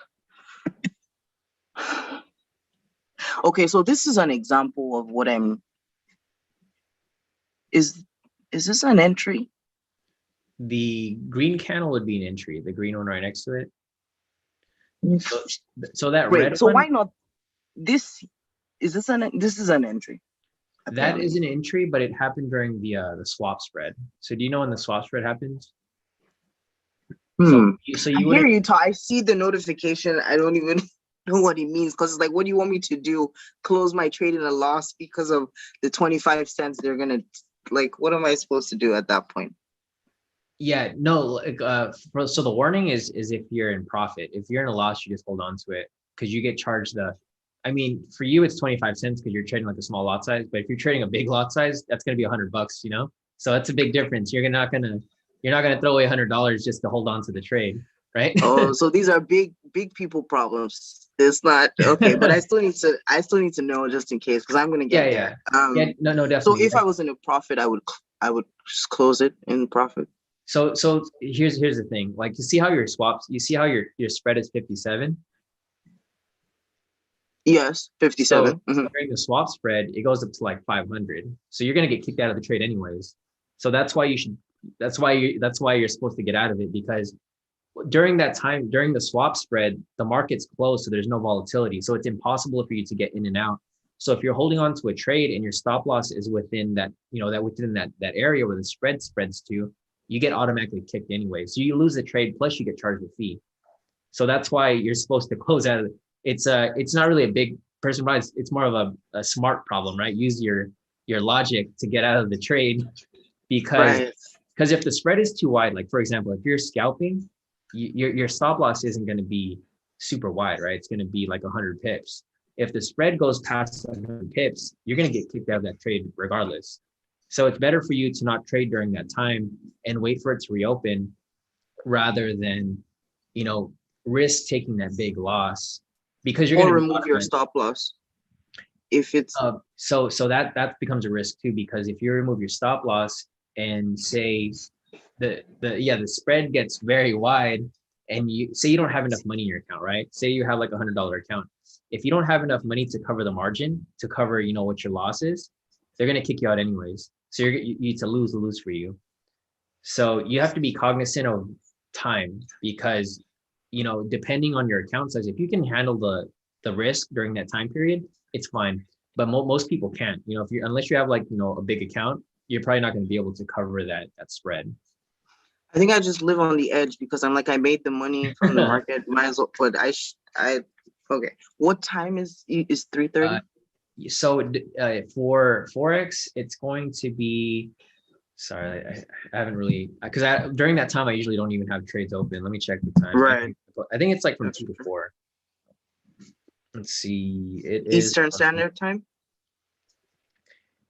Yes, that's correct. For Forex, it's 2 p.m. to 3 p.m. Pacific Standard Time, or now it's Pacific Daylight Savings Time. So it'd be from 2 to 3 for Forex and commodities like gold. For indices, it's from 1:30 to 4 p.m. So it's a bigger gap. So that's where it becomes, a big deal, because the problem with that is you can, if the market's closed for like 3 hours, your price can go from down here to up here. And at that point, price might have already passed your stop loss. So you might be in a bigger loss than you would have wanted to be in if you just kept it open. That's why I always give the warning every day, because I don't want someone to come back and their account's missing, you know, because they decided not to close the position. Because sometimes it's better to exit with a small loss or a small win and then come back in later rather than, you know, rolling the dice, you know, flipping a coin. Is my account going to be there? Living on the edge. Don't be like Funky. Don't live on the edge. Exactly. Okay. No, definitely. So that makes sense. Okay. Yeah. So I've noted that down. So we said that this green one was an entry, a buy entry. So that whole area right there would be no entries because that's during the swap spread. So like the time right there. So that would be 2 p.m. So from 1500 over to yeah, 1500. This is like 1500 over to yeah. So like starting from 1600, that's where you can start taking trades. But everything before that, like between 1400 to I'm trying to figure out because I'm not good with military time. I think it's I know 1500 is going to be around 2 is 1400. 1400 to 1600, right? Is that correct? From 2 to 4? Yes, that's 2 to 4. Exactly. So from 1400 to 1600, no trades. You're just going to be waiting. And then after here's that, at 12. Yeah, and then after that, this is when the market reopens at 1600. See that big candle right there, that red candle next to it? That happened during the swap spread. If you had a trade open during that time, if you were in a buy, you would have been could have hit your stop loss. I see what you mean. I don't pay it. There's so many things to pay. I thought it wasn't that serious, but there's a lot of stuff you have to sort of like, but it becomes clockwork at a point. Yeah, like for me, I don't have to think about it. You know, that's why like at 10:30 my time during my live session, I'm like, okay, guys, I'm gonna take a break because I'm done. I noticed that. Yeah, because the thing is, if I keep trading up until lunchtime, the odds of me getting stuck in a trade during the swap are going to be a lot higher. So if you get stuck during a trade during swap, you have to make that decision whether am I going to take this loss or am I going to close out? And it risky or risk. Right. Yeah, it just becomes risky. Right. Yeah. So during that time, we probably wouldn't take any trades, but off the 1600, that's where you can start to take some trades if you wanted to. Okay. So that makes, so don't take trades during the swap. Don't take trades during, you would, if I was Shawn, I would put a circle here and be like, this is, wait, I just did nonsense. Wait. You can't, wait, it's too late. You can't move it around once you draw it, can you? Oh, what was that? Sorry. These ellipse. Oh, you can click on it. Yeah, just click not on the button, but on the like in between the buttons. So like the line of it, like there you go, the outline of it. You can drag that around. There you go. Great. Okay, so you would not trade here. That would be, well, if there's a zone there, I would probably take. But there's no zone right there. So see, there's no rejection off the zone. Right. Well, assuming there's a zone, I thought you said when it like crosses over, like here, you wouldn't trade here. Oh, you're talking about when it's choppy. Yes. So choppy, yes. Yeah. So when the price is choppy, I wouldn't trade around there. Basically, when the green and yellow pivots start to cross over with the orange, that's where it becomes choppy. And I probably wouldn't take any trades around that area because you can see that price kind of becomes irregular, right? It goes back and forth. It doesn't necessarily back and forth. And it becomes risky because if you enter a sell there, it can easily go opposite way of you, and you don't want to get caught in those moves. Which I always do that. Which happens. I mean, it like you mentioned earlier, it becomes clockwork. Once you run into enough losses, you're gonna start to pay attention because that happens. That's why I can't post my profits because because by the time I take a screenshot, it's already too late. If you're seeing the good, then you're seeing the bad. I was like, I can't embarrass myself, but I guess I already just confessed to everyone that I'm a terrible trader. But anyway, moving on. So what I want to understand and clarify are the entries so that I'm not making wrong choices. So this green candle, this sort of, what do you call it? Doji? Yeah. Style. That would be considered like there's different names for it, but yeah, it'd be kind of similar to a doji. Pin bar, hammer, yeah. Yeah, I don't know. So Oh, go ahead. Yeah, the candle. Yes, I know you said it several times. It's just so that we can speak the same language. But I guess I can just point at it too. So this candle is an entry. This red one is not an entry. Yes, it Why? would be since there is no rejection off the structure, off the bottom. So you can see from the wick, it's rejecting off the bottom, but there's no rejection off the structure. It's just a pivot rejection. I guess what I need to clarify is what is a rejection of the structure and what is not a rejection of, because I felt that this candle, extending all the way out here isn't. So yes. So I'll answer that with a question to you. So like, look at that right there. So identify where the pivot rejection is, right? I'll start with that. That's the first requirement. I would say the orange for sure. Perfect. So in order for the second requirement to be filled, the rejection needs to be from the bottom, right? Yes, for a buy entry, yeah. Exactly. So do you see where there's no zone rejection there? It's There's just no zone. I see it. So where's the rejection from the bottom off the zone? There's no rejection. Does that mean that this is a signal for a sell? Exactly, yeah. So that'd be a sell, not a buy. So wait, if this is a signal for a buy, is it a signal? We both agreed it's a signal for a buy. It would be a signal if it wasn't during the swap spread, but that's during the swap spread. So you would right.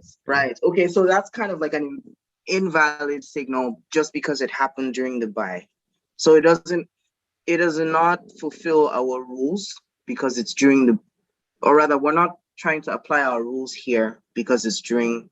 It's like a blackout zone. Yeah, it's like a void zone basically. You don't want to trade during that time. Because the thing is, so if you enter that trade during the swap spread and say your spread is 500 pips, you're going to enter at a loss of 500 pips automatically. So you're going to be in a deep hole before you make any profit.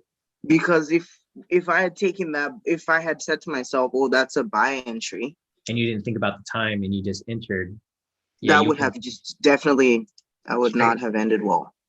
Oh, yeah. I see. I think I know now the reasons why some of the stuff that I didn't work out the way that they should have, because I was not supposed to have applied the strategy during that time. The swap, yes. Exactly. Okay. So like usually what I do is I set an alarm on my phone. I don't know if you want to do that like during the week. I set an alarm during the swap. It's because I don't know the time zone, so I just get confused.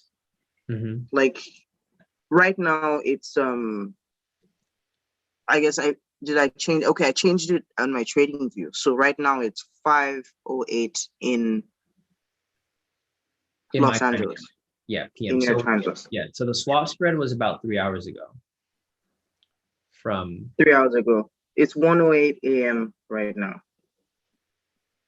Let me set on. Okay, yeah. So 1 a.m. your time, just subtract that by 3 hours. That'd be 3 hours. So 1 a.m., 12, 11, 10. So 10 p.m. your time, I think. That's Does this qualify as math? Right. We don't do math in law. Well, business law will take. Yeah, business law. Yeah, exactly. 109 minus 3 hours would give you minus 1 hour would definitely give you 12:09. Mm-hmm. Minus another 2, that's 10:09. So that's 10. Correct. Yeah, so 10 p.m. 10 to 11 your time for Forex. And then because 10 minus 7 would give me 3 p.m. your time. Would that be when the swap starts?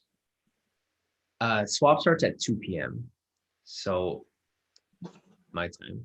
Because it's 1 extra hour. So it's 5 right now.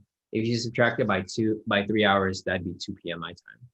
So 3 hours. Oh, right. Okay, so I just need to subtract exactly by 3 hours. Okay, so that's 10:09. So let's set an alarm for 10 p.m.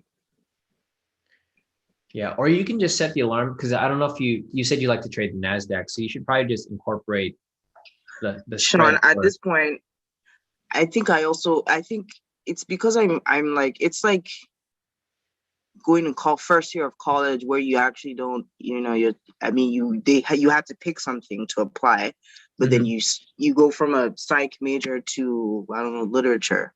Exactly. You know, so right now when people ask me what do you trade, I trade anything.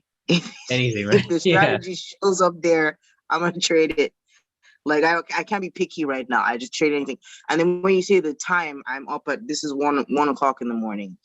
My eyes are wide. So maybe I might be trading the Asia market in it after we're done with this call. So I trade anything. Anything. So I'm gonna label this swap time. Swap time done. So that's that. So I guess okay, so just to make sure that I'm picking, so this green candle that just formed. Yes. Perfect example. Would you agree that it's, judging from what we just discussed, it's not an entry? That's correct. So yeah, looking at that green candle right there, it's rejecting off the orange pivot, but it's not rejecting off the structure. So there needs to be a structure within the lower wick, but you can see the structure is slightly above it. Aha. So the structure,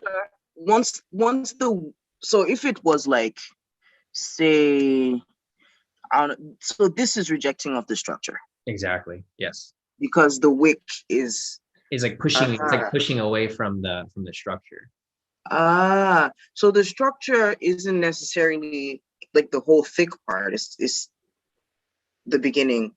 Exactly. It's just any point where it's rejecting, because what you're looking for the strategy is you're looking for price to push off some sort of area. So like the pivot and the structure, it's like a double confirmation. You know, it's like thinking of having like a bumper, right? A double bumper. So if you have one bumper, which is the pivot, that's a soft rejection. If it's rejecting off the pivot and the structure, that's a double confirmation. A double bumper. So it pushes it off really hard, and that's where you get the momentum, so you can catch in that direction. Let's look at another so-called supposed alleged entry. This is it's not. Is the pivot too far? Which one are we looking at? So let me. We're looking at this one. Yeah. So that specific one right there, it doesn't look like it's touching the pivot, but the one before it looks like it is, and the one before that looks like it is as well. So there's they're both rejecting off. Yeah, the one right next to it and the one before that, and there's another one to the left of it as well. There's a lot of entries that are right there. Great. So this is a perfect example. So let's say we're taking this one. So this is supposed to be a long entry, right? Yes, that's correct. It does not look like it's gonna hit TP. Okay, good. So now, because I get this confused, the rule says put it at the open of the following candle. Is that a rule for another strategy? No. So you're waiting for the candle to close, so you would enter like right when it closes. Oh, so you're wanting to enter right when it closes. So if it closed, if what you're looking at is a sell candle, then you're putting your entry at the bottom. Exactly, yeah. And if it's a buy, you're putting it at the top. Great. So this is a buy. So we're putting it at the top. Let's do the thing where we. So that one right there wouldn't be an entry since it's not rejecting off the pivot. It would be the one before it. Oh, sorry. We agreed. Yeah. Oh, the one before it. Sorry. Yeah, it'd be the one. Because we said it was too close. So something like that, I should tell myself, nah, it's not touching, because it kind of is quite close. Yeah, it's like, and the thing with gold, like I was mentioning before, I think the 10-minute might be too close for you to really take any entries off. So you might have to go on the 30-minute, because I don't know what your spread looks like. Like we're on Owanda right here, but I don't think you trade with Owanda, right? I'm sure you trade with a different broker. I trade with Hugo's Way. Yeah, so your spread might be a lot wider, like it might be double of Owanda. So you might have to trade on the 30-minute, because I think the sweet spot for this would probably be about the sweet spot for the 10-minute is probably going to be really tight. It's not going to be that wide. So if the sweet spot is like, less than 100 pips, like you're really not going to make much profit off it, because you got to cover the spread first. So I think the 30-minute might be a better time frame for you to scalp gold on. Okay. You get what I'm saying? Because you need to cover the spread. And the thing is, if your spread is like 100 pips, I think on it's kind of wide on Hugo's way. If it's 100 pips, then it's not really worth the risk. So you might be better off on the 30-minute because the indices we trade on the 10-minute, but Forex pairs we trade on the 30-minute if you're scalping. The commodities you would say it's like a middle ground, 30-minute. Yeah, so you could even go on the 15-minute. 15-minute might be a middle ground for you. But yeah, so gold is different. To test it out. Yeah, you'd have to test it out. That's what you'd have to figure out, like what actually works. Because you can see, like, if you compare those candles right there on the left side compared to the candles on the right side, it's a huge difference, right? Your range is going to be way different. So it's going to vary. You're not, we don't really know what the sweet spot is unless you've like tested it enough to figure it out. Because I don't trade gold, so I can't really give you the sweet spot. Yes. So for commodities, just like we spoke about the pips, points, pips, ticks situation, am I right to, does it act like Forex or does it act like US 30 when you're trying to set the pips in this circumstance? Honestly, it acts like Forex. It looks like Forex. I don't trade gold, so I like, even when I analyze gold, I don't know if that's 200 pips or if that's 2,000 pips. I'm assuming it's 200 pips. It seems like this is 236.5. It seems, I guess, judging by what this is saying. But then we don't. So now this trade sort of hit TP. Yeah, so I mean, it would depend on where your sweet spot is, because if your sweet spot is I guess 100 pips or something like that, then yeah, it looks like it would hit. But if it's 200 or 200 and pips, 300, then it would have reversed at some point. Well, I would have closed it once I saw it, but that's not the issue. What if I was not looking? Then I would have been in trouble. Okay. I think that's why I do things mindlessly a lot, because I'm watching it. So worst case scenario, I'm gonna just close manually, right? Yeah. Then someone calls me and then my internet trips off, and then Shawn, you remember when I was in that US 30 drawdown? Oh yeah. that was a while. For like 4 days. Yeah, and you kept holding on. I held on tight. I said I'm just what can I do? Minus $200. I'm not gonna close it. Exactly. You're so deep in a hole already that you don't want to close it. And that's the worst part about trading. The worst part is a lot of people don't know when to cut their losses. Like for me, that's why I have a fixed number. When I trade US 30, it's like 500 pips. If I lose or I win, it's fine, because I know the next trade I'm going to bounce back. I'll make. That's why, Shawn, because you trust, and you trust yourself, and you've already made thousands. So it's like, yeah, what's like one loss? Yeah, like what's one loss to me? Exactly. Exactly. To someone like me, I'm like, this $30, I'm not trying to lose it. Then I close it and I come back and it's minus 200. Exactly. It's because your emotions get too involved in it, because you don't trust it yet. Until you trust it, it's going to be hard for you to really follow through with the plan. Yes. Yeah. Yeah, that's why when you say, "Oh, I'm not going to be trading with you guys anymore," I wanted to die. That's why I had to quickly I had to sign up. That would be bad. I would be in serious trouble if you were to stop.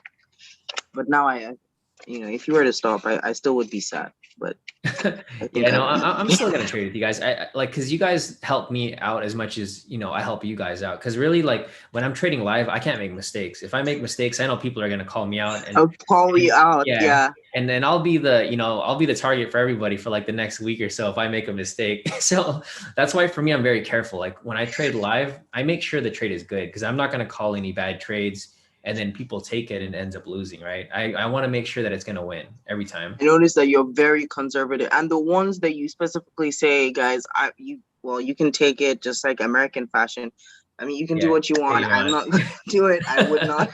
Exactly. I wouldn't advise my worst enemy to do it, but you could go ahead. Then I do it, and then I lose. So I decided I'm not going to do that anymore. I have to do things more mindfully. So that's why I'm trying to learn. Like I've grown in the past couple of weeks, because I didn't know how to maneuver TradingView at all.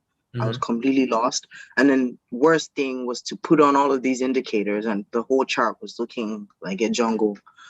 I was lost. So I think I'm better for it now. Let me just scroll back a little bit more just to test it out one last time to show you, because sometimes the zones are tighter than this, and then I get confused as to finding out what is an entry and what is not an entry. Okay, exactly. so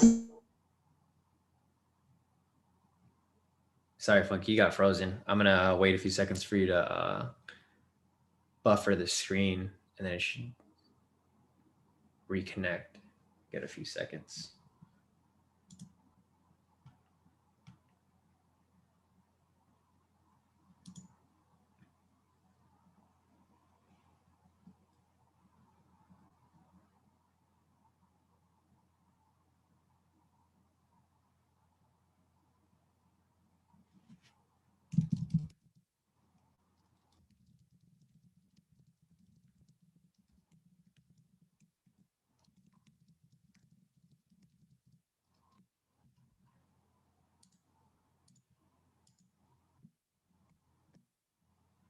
So I think Funky got disconnected. I'm gonna wait for her to come back before we get back on this. So let's see. I'm waiting for Funky to come back right now. When she comes back, we can start looking for some trades here. So I'm looking for some scalps here on US 30. Meanwhile, let me just wait for Funky to re-enter. There we go. Hey, Funky, you're back. I can't hear you. I think you're muted right now. Let me. Yeah, Nigerian internet is the worst, but we have to manage what we have. Let me share my screen one last time. Wait, what is this? So what was I saying? I was saying that you wouldn't trade here because I wanted to. I'm trying to practice it. Okay, good. So, all right. But you said like here where the zones are super close together, I wanted to practice picking. I wanted to practice picking a zone. Sorry, picking an entry, but then by your definition, that would be a choppy area. Yeah, so this is why I recommend you go on the higher time frames because oh wait, let's first of all do that. Let's go to 30 minutes. Yeah, because you can see on the 30-minute, it moves a bit smoother. It's not as choppy. So we could zoom out. Yeah, zoom out from that, and then you can see from there, it's a lot smoother, right? It's not as choppy as it was on the 10-minute. Yes. Okay, so let's do a quick what's it called? I'm gonna hide this for now. So you can try zooming out again. I'll probably clean it up so it's easier for you to draw those zones. You can use that reset button. Zooming. Oh wait. Oh. There we go. Okay. Right. So I'm gonna draw them. Wait.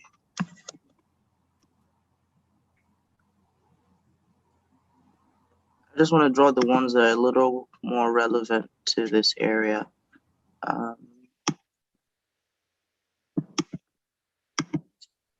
Actually, no, I'm going to draw them all, actually, because I need to make sure that I'm picking the right. Okay, so in this kind of situation, where would I be connecting? So let's hit the reset. Yeah, let's hit the reset button right there. Yeah, let's click that. Okay, so this is why I would go from top to bottom, because then you can go from like the ones that overlap each other, and that'll help you from getting confused. So yeah, we'll go down to there, and you can see from there, you can see that overlaps with the green one below it, and then that green one below it overlaps with the red ones below it. The red one. So it's like yeah, so it's actually like one big zone from that bottom red right there, all the way up to the top green. The green, yeah. Exactly. I used to be afraid to draw zones like that because I felt, no, that I'm doing it wrong. It can't be. Yeah, exactly. Be that thick. Okay. Yeah, it is confusing. Like a lot of people tend to like, it takes some practice, but once you actually do it enough times, it becomes second nature. You don't really think about it anymore. There you go. So at this point, this candle, wait, let me put on the pivot so that this candle that is kind of like smack in the middle, how would you call a structure rejection? Oh, right. It's not a structure rejection if the wick is hanging out of the structure. It is even if it's just at the edge, inside, or at the top. If it's at, right? Exactly. So like for Bottom example, edge, top edge. so for example, if the body is within the zone and the wick is outside, then that's not a rejection. But if the wick is within the zone, then it's completely fine. It's just indicating that price is within a zone. And the reason for that's because there's multiple zones, right? So like for this big zone, you remember that you drew that there were several zones in there, so it makes sense. Exactly. So in reality, if you wanted to just draw one specific zone, the individual ones, you'll probably see that it's a cleaner rejection. It's just harder to see here because it's all kind of had to jumbled together. Exactly. But if you just keep that in mind, you just remember, oh yeah, there's a multiple zone here. You'll probably remember that this was probably a clean rejection and it's not necessarily that big. So for this drop, this would be the first entry ish, or would you say the wick is touching the body, kind of, sort of? This candle right here. Oh, that one's perfect. Yeah, I would take that one. So like if you wanted to rewind it, you can see that the pivots are starting to angle and they're starting to spread out. It would be okay. There we go, that one right there. You can click on the red one next to it, the one to the right of it. This one. One more to the right of it. So the one that's one to the right of it. Right at the top. Oh, to the right. Sorry, not left. What's wrong with me? Here. That one right there, yeah, because that's the one you were looking at, right? You were looking at that one within. There we go. So yeah, looking at that there, that looks like it's rejecting off the green pivot. Yes. And rejecting off the structure. It's rejecting off the structure. Exactly. So another question that is, okay, so this is a clean one. What about one where it has top and bottom wick? The top wick is not rejecting off a pivot. It's rejecting off a structure, but it's not rejecting off a pivot. But the bottom wick of it doesn't matter the color of the candle at this point, green or red. The bottom wick is rejecting. Then that would mean a buy entry. So here's the thing to make it easier. If you see the double rejection off the bottom, then it's a buy. If you see the double rejection off the top, then it's a sell. But if you have a rejection from both sides, like say you have a double bottom, double top rejection where you see the structure and the pivot rejection on both sides, then you would just skip it. Yeah, because there's this uncertainty there. There's no bias with direction. But if you have a double and a soft, then you're focusing on the double. Yeah, because it's going to have a stronger confirmation there. Okay. Okay. I think I covered those. I think those were my obvious confusions. How to set the pips, how to expand the chart so that I could see it. You have another indicator that you use, high-low, I believe. Oh yeah, it's for visualization purposes, but you can use it too if you like. It's just it's one of the built-in indicators. You can click on. It's one of the trading view ones. Just type in pivots. There you go. Pivot points high-low. So it just shows you where the high-low swings are. So you can see where price swings high and then the low. It's not required, but it kind of helps you see, like, if it swings from high to the low, like where that most recent high-low is, you could kind of see that there's a bias that price is going downwards, right? It kind of just by looking at it, because you can see that it goes from high, low, and then the next, marker that's probably going to appear is going to be another high, and it's going to be lower than the previous high. But this is kind of a consolidation over here. Yeah. So if I was to guess where the next high would be, it would be where it swung up. See how it swings from the high? It swings up. and then it swings down. So every time it swings down or up, there's usually going to be an opposite high or low. Wait, it swang up here, Yeah, that's and then another high. So that would be considered noise. So if you look there from the swing high and you see where the low is, where the next number is, that's where the actual low would be. But technically that could be a smaller swing low. So like where you were pointing at earlier, that Right. This is another support-ish. Exactly. So that could be considered a swing low, and then where it swings back up, that would be a swing high. But it's noise, so it didn't count it. Yeah, because it's just not a clean swing, right? Because sometimes you'll see noise, you'll see price come down and then just go sideways a little bit, and then it finally swings down from there. So like for example, you can see where it's weird because it counted all these other ones, which look exactly, yeah. So it just depends on how the market is moving necessarily. Okay. It's that's why I was saying that it's not really necessary. It's more so just to help with your visualization as to where price is going. And then if I was trying to set my stop loss at any of these points, then it would show me that too. Yes, so that would be the previous swing.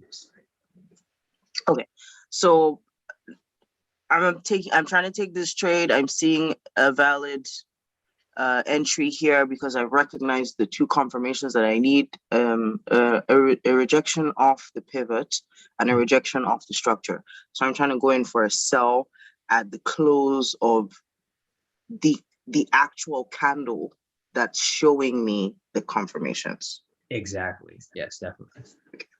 So the close of this candle would be the bottom because it's a sell candle.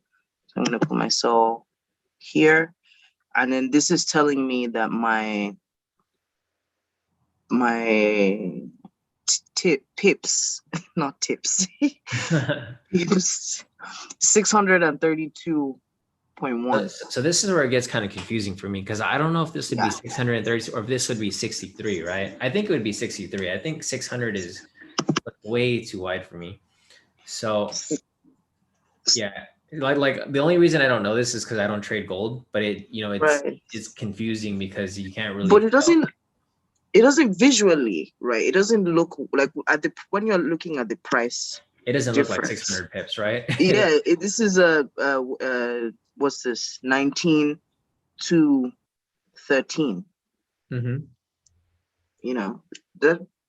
So I think it would be 63 pips. I don't think that's 600 pips. And this is only the 30-minute time frame, so I don't think it really moved that much from, within that time period. And then, okay, so assuming it's 63, and we're looking at the top there, and it's saying the spread is 54. So I would start making. So is that tight? I think it would be tight. So that's why I don't like to trade gold because sometimes the spread's too wide.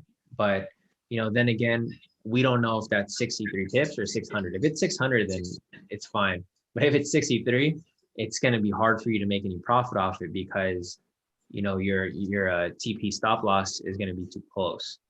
Because you have to factor that in also when you're entering the trade. So say, for example, if you try to go for 60 pips and your stop loss is 30 pips, reality, your stop loss is only 30 pips because you're already in the whole 30 pips going in, right? Because of the spread. I believe it's 600 because I know that those increments that on the decimal side are actually it's good money. Okay, no, so that makes sense then. Yeah, so it's 600 pips then.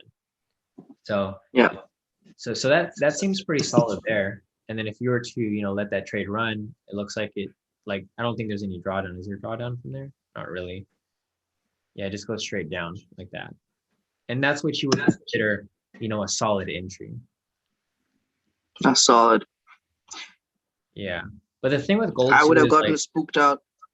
Oh, exactly. Yeah. And at that green candle and be like, oh shit, this is you gotta close out already at break even. Yeah.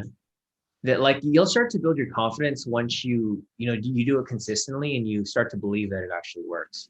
That's the hardest part. The hardest part is really trusting the strategy and believing that it works because there's so many opportunities there that it'll definitely trick you if you don't see okay. This I want us to look at because I know that I had put some stuff and I was wondering, did I do the right thing? Mm-hmm. So looking at this, do I need to zoom in? Okay, let me zoom in a little bit. How is this red not an entry? So if you look from the top, there's a rejection off the pivot, but there's no rejection off the structure. Yeah, it's just It's not just enough for the candle to be jutting out of the structure. It is the wick. Yeah, the wick has to be pushing off the structure. So like you should probably just ignore the body. The body like almost has no relevance. It's just the wick. Ignore the body. Ignore ignore the body. And like even for myself, like what I did is I colored the I changed the color of the wick. It's going to be different for you because you have like a black background, but you can probably change it to like white so that you're just looking at for that white line instead of. Can we just do that now, please? Oh, do yeah, that with definitely. me, please, because I think that's the black just lets me see it better. But if I can change, because I know on my phone I can change the color of the wick. So where do I go? Yeah, so let's go to that settings button on the bottom right. It's like a little circle. There you go. Cog wheel. Okay. Let's go to let's scroll down to the bottom. It should be a settings button. There you go, settings. And then we'll go to symbol, the top tab. And then on the wick right there, see where it's green and red next to where it says wick, you can change that to like white so that it'll show up as just a white line on your chart. And it'll be easier for you so that you're just looking for that white line. So like now looking at, hit okay. Now looking at the chart, it makes it so much easier because you're just looking at the white line now. You're not looking at the color of the candle. You don't care about the candle. The candle doesn't matter because what you're looking for, like this whole strategy is based off momentum, right? We're looking for momentum to bounce off. Well, you're looking for price to bounce off a structure or like some area where it bounces. And then what we're doing is we're just catching momentum, like a quick momentum move in a direction so that we can scalp it really quick, in and out, make your money, get out, wait for the next one. And that's what we're doing every single time. Yeah, this is much better. And now that I think that was my major problem because I was picking entries that were not entries because I was focusing on, is the candle rejecting off the structure? No, it's not the candle. It's the wick. Yeah, exactly. Okay, so yeah, because the wick gives you like a little storyline. Like if you follow the charts and you see how the wicks like right here on your left hand side, if you see the wicks where it keeps pushing from the bottom end, it kind of shows you like a little storyline. Like, oh, price every time it comes down to test it, it just bounces right off. So it kind of like once you look at the charts enough, you'll like, for me, I don't even have to like need anything. I just look at it, and if I see it bouncing, I already have a good feeling about it. If it's like bouncing off it consistently. Yeah. There was no entry here. I don't know how, unless I was looking at it on a different clock. I probably was looking at it on a different clock because I don't know why I marked. Wait, where are we? You click the reset button again. Oh yeah, you can do that too. There we go.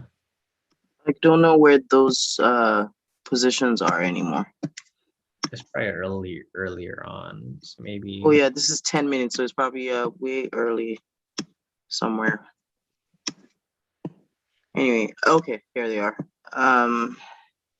So yeah, it looks like there was an entry there actually. So it looks like you would have hit CP off that one. See what I'm saying? Like I said them, but I don't take them. Yeah. I'm not sure what's going on. And then, so that was a valid entry because the wick. Yeah, rejected off the pivot. Rejected off the pivot and the structure. Exactly. Wait, which wick? This one? This candle? Looks like both of them. So that red one before it, there's actually two entries. There's one right before it, and then there's one right next to it as well.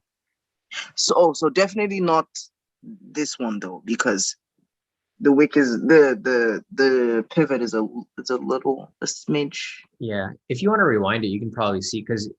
So usually when you go and back test it, you should always go back and rewind it because like I mentioned before, the pivots are dynamic, so it moves with price. So technically that could have been touching I see. At the time, okay. At the time of entry, yeah.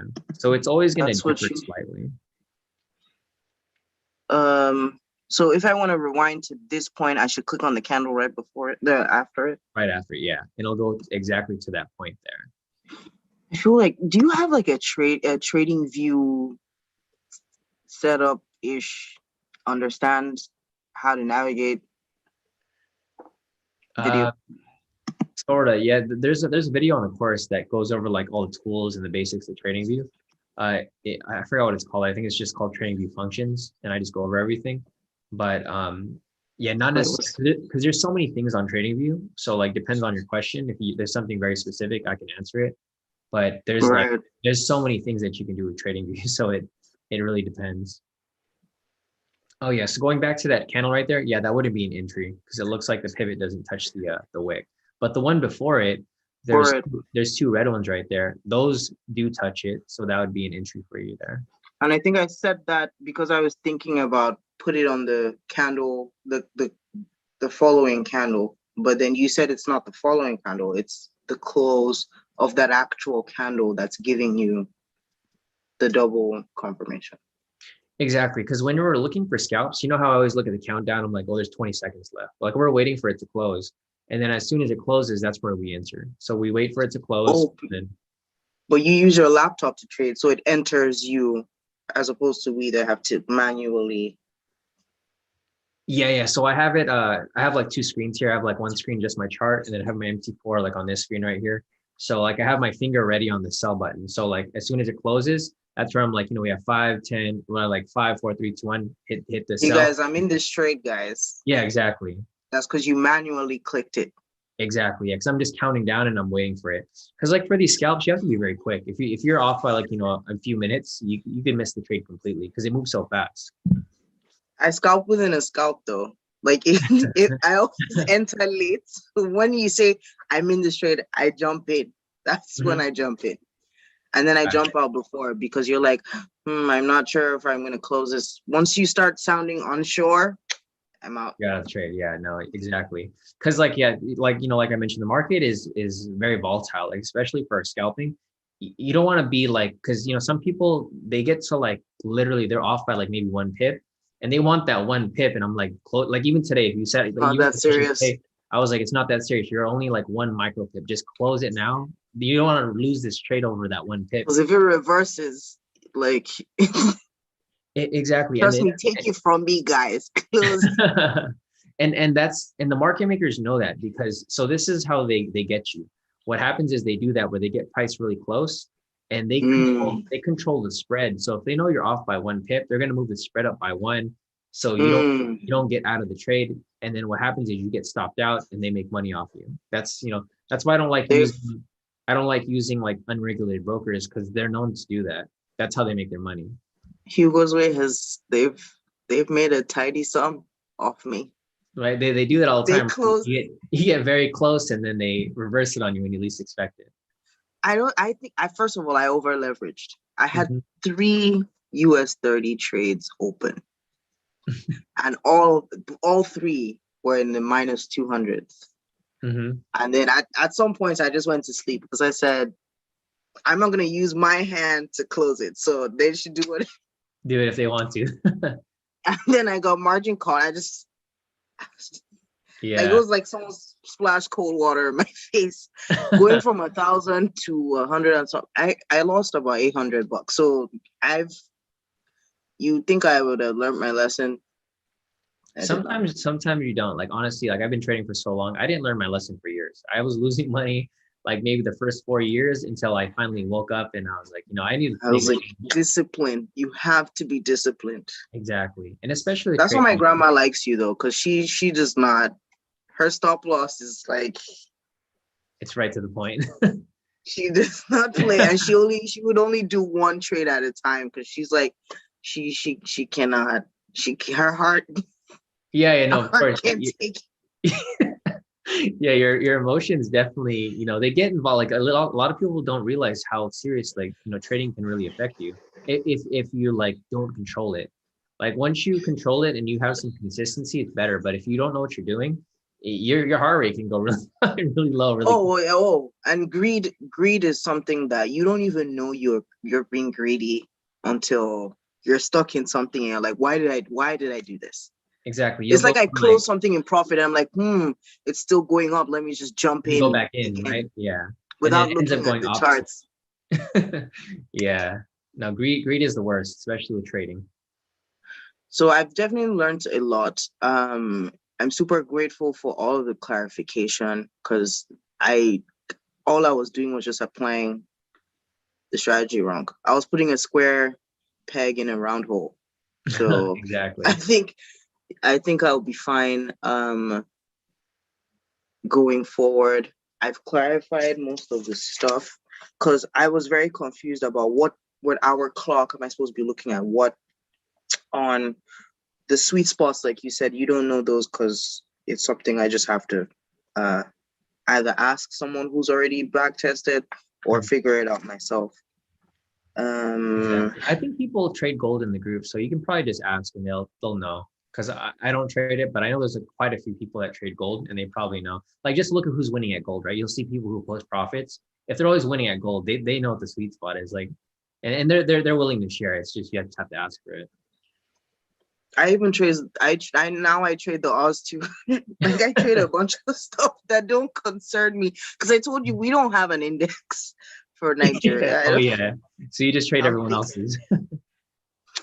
I trade DAX. That's one of my favorites. Um, but um, I did realize that some of them are actually heavier than the US 30 in terms of how they like How they move. Yeah, the NAS is not for children. it's It's not, really yeah. not for And the DAX, it moves smoother, but it moves like in blocks. So you'll see price, like your profit will go from like, $10 to Yes, $100. And you're like, well, what I happened? noticed that. Yeah, Yes, I think that's why I liked it, but at the same time, it's one of the things that bled me one day. exactly. Yeah. You just have to understand. That's why for me, I just focus on US 30 because I know how it moves. So like what I recommend is just find one that you like and just Find focus my on that. peace. Find your piece. Yeah, exactly. Find your piece and just master it. Because like for me, I only trade US 30 and I make pretty decent profit off it every day. And it's just one Yeah. asset for the most part. Like I still trade Forex, but it's not my main thing to trade anymore. Like I'll trade it, but I'm not gonna be looking at it all day. I'm just take my trade and it's small lot size. So that's like, my main profit comes from US 30 and my Forex is just extra profit if I win, which, most of the time it hits TP. So it's not a big deal.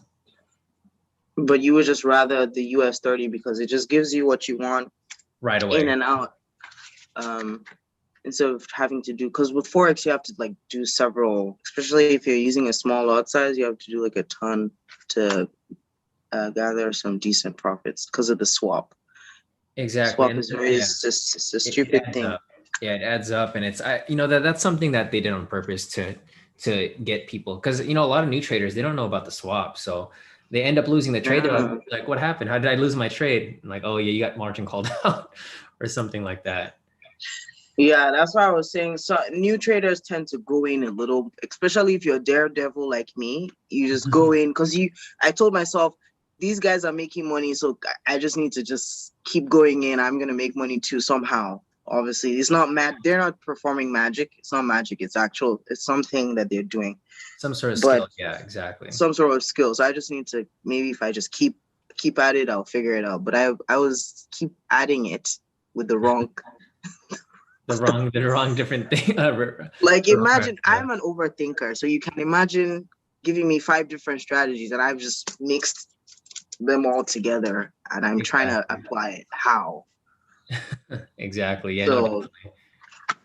I'm glad that I've clarified that up. I've also cleaned up my chart in terms of the timing so that I know when all of these. Great. So back to my first question, which was about factors to consider when you are about to take a trade. So one of them is, so you figured out the entry, then you're checking the circles at the bottom. I didn't think that they were, I had no idea what they were until one day you said that those were news, high impact news. Yes. The So if circles. it's red or orange, that's usually high impact news, and that confirms that it's probably in a risky time to trade, because price doesn't necessarily move off news The reason for the movement is because a lot of people are speculating, right? Like if someone's betting if the unemployment rate is going to be high, that's when they buy because they're betting on it. It's just a time where you get lucky. It's either you get lucky or you get unlucky. So during those times, I usually just wait for the news to pass, and then I'll trade after it, or I'll trade, once market has already reacted to the price and gone. Okay. Yeah, because how do you know when it's over? It usually depends. So depending so what I do is I would look at the news event. If price has already spiked, one way or the other, that's when you'll know that it's been affected. Sometimes it'll be a delayed reaction to price. Like sometimes you'll see the news, nothing happens, and an hour later you just see a random spike, and you're like, what happened there? And then you look and you're like, oh, there was news that happened a couple hours ago. It probably had a late reaction. Oh, so there can be a late reaction. Exactly. Yeah, there can be a late reaction because sometimes, like, what happens, like the thing with news is like, what happens is like they'll wait for like when people trade news, because there's certain people that only trade news. They only trade because they're watching for news to happen. If they're just trading news, what they're doing is they're waiting for price to move, right? They wait for the news event to happen. They wait for price to move. If nothing happens, then some people already enter a trade, because there's different ways of trading news. There's like one way of trading news is, since price is going to spike one way or the other, they have a pending trade up here and they have a pending trade down here. Trade. So whichever it picks up, but that's dangerous because what if the wick picks you up and then? Exactly, and that's how the institutions, not really the institution, but like institutions and market makers, that's how they trap traders, because they know there's gamblers that do that, right? So sometimes you'll see news, it'll go up and then it'll go down and then it'll go back up. That way it stops people out both ways. So like sometimes people will get lucky, sometimes they're not lucky. That's why I don't bother with it, because it's gambling at that point. There's no skill. It's actual gambling. What is the name of that Forex trading strategy? Is it I mix it up. There's not really fundamentals or price action.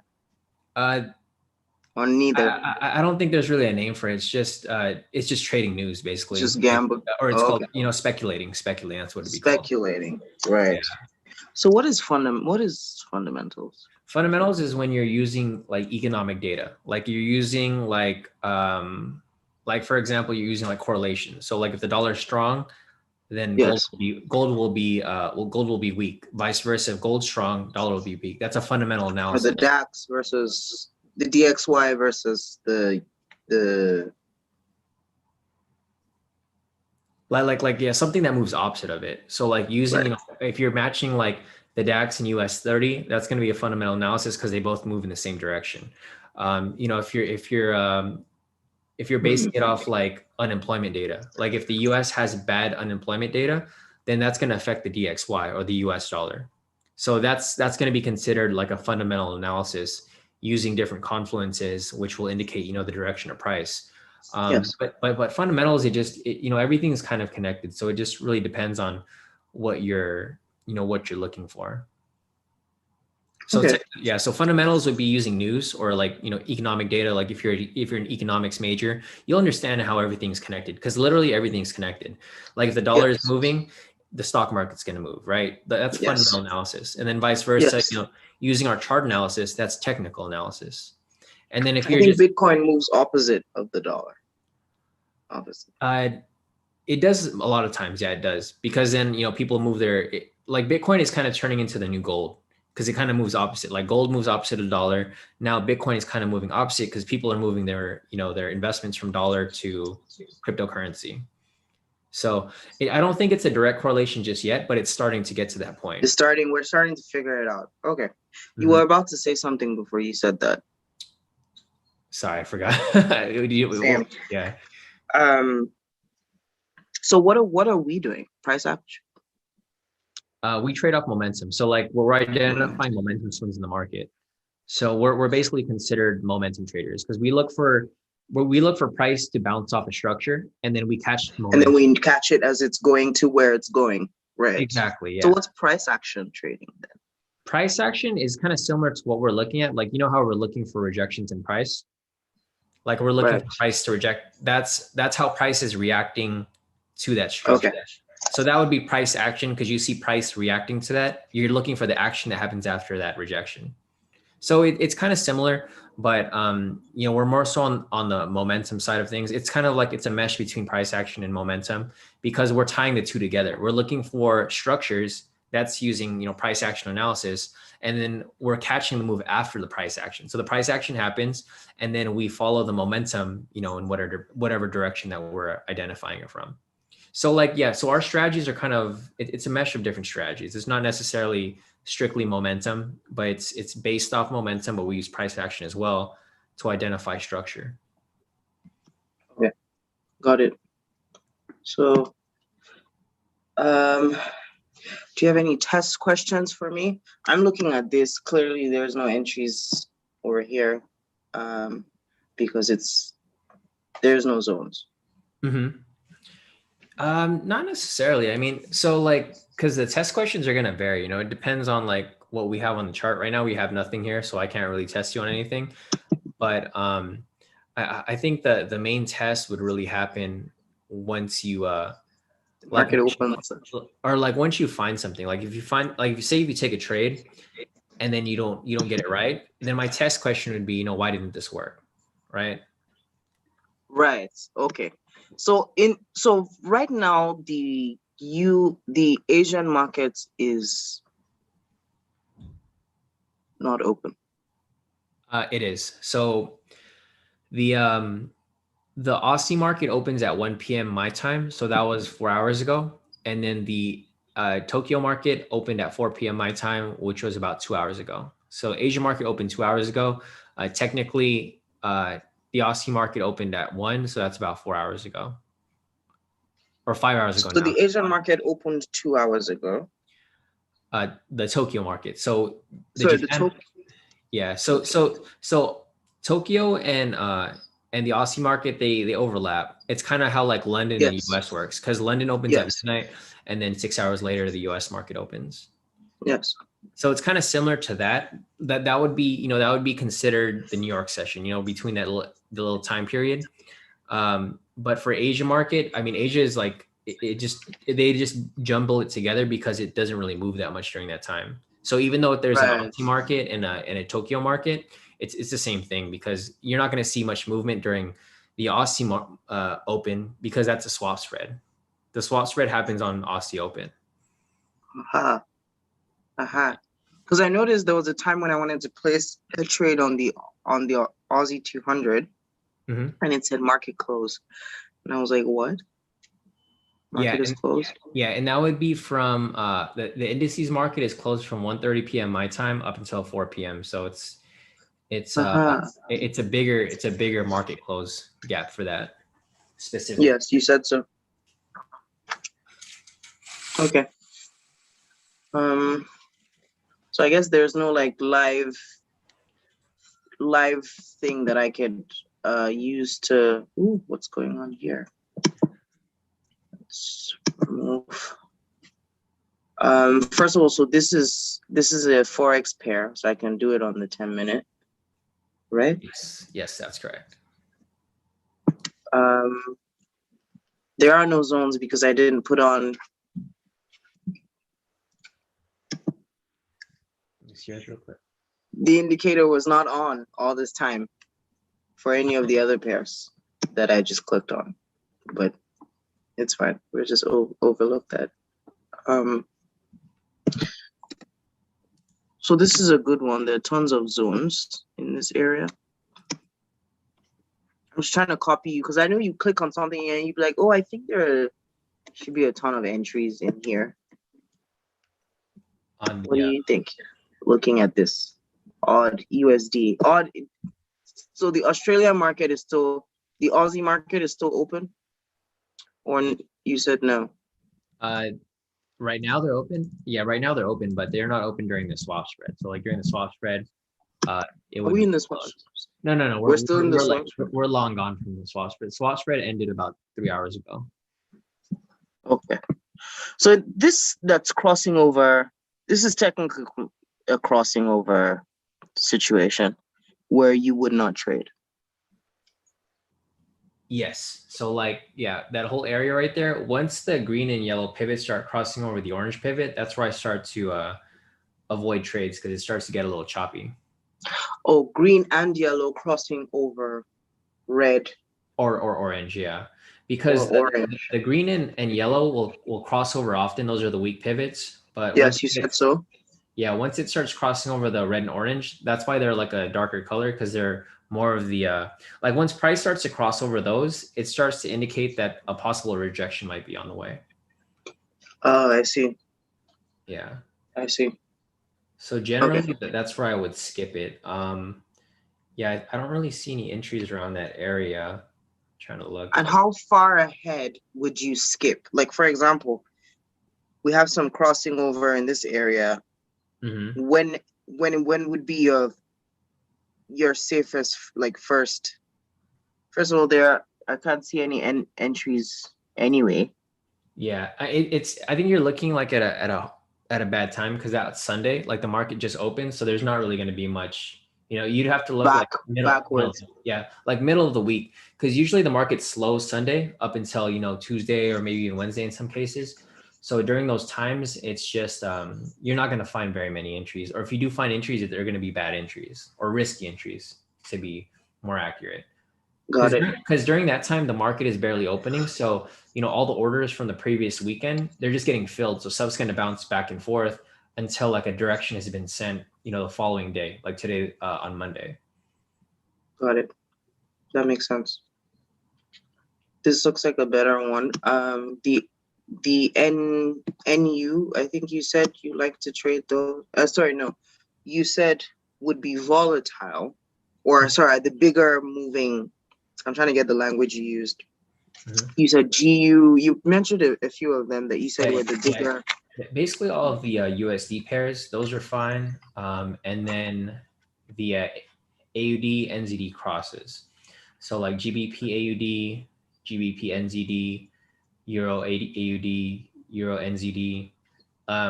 Like you can go to the pairs and you can just measure each candle and you'll see like which one actually moves fast and which one doesn't. If it moves more than like 10, 15 pips, then those are decent to scalp because you want to cover the spread, right? Like your spread here is really tight.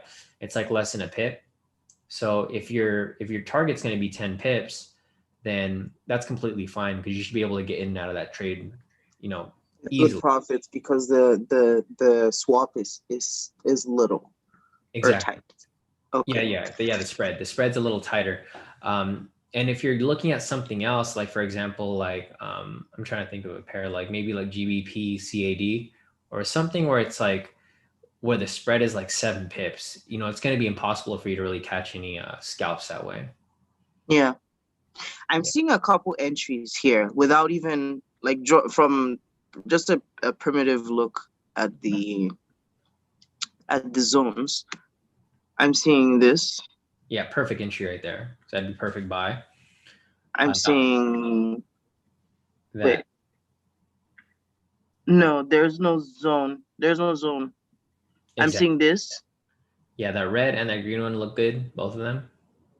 Oh, even the red. Yeah, because it's touching that red pivot and it's rejecting off that zone as well. Right, and that's a buy. That's a good buy. That's a buy signal Yeah, right so that there. would be a buy, and the one next to it would be a buy as well. So you're getting better Right, but at that next one would be kind of a late-ish entry because I would be entering at its close. So I exactly. would have sort of missed out on all of that. Mm-hmm. Okay. Okay. So that'd be a buy entry. No zone, no zone, no zone, no rejection of the pivot there. The next one would be, I think, this red candle. What do you Yeah, think? yeah, that looks good. Yeah, it looks like it's rejecting off the yellow pivot and the structure. But the TP would then be what?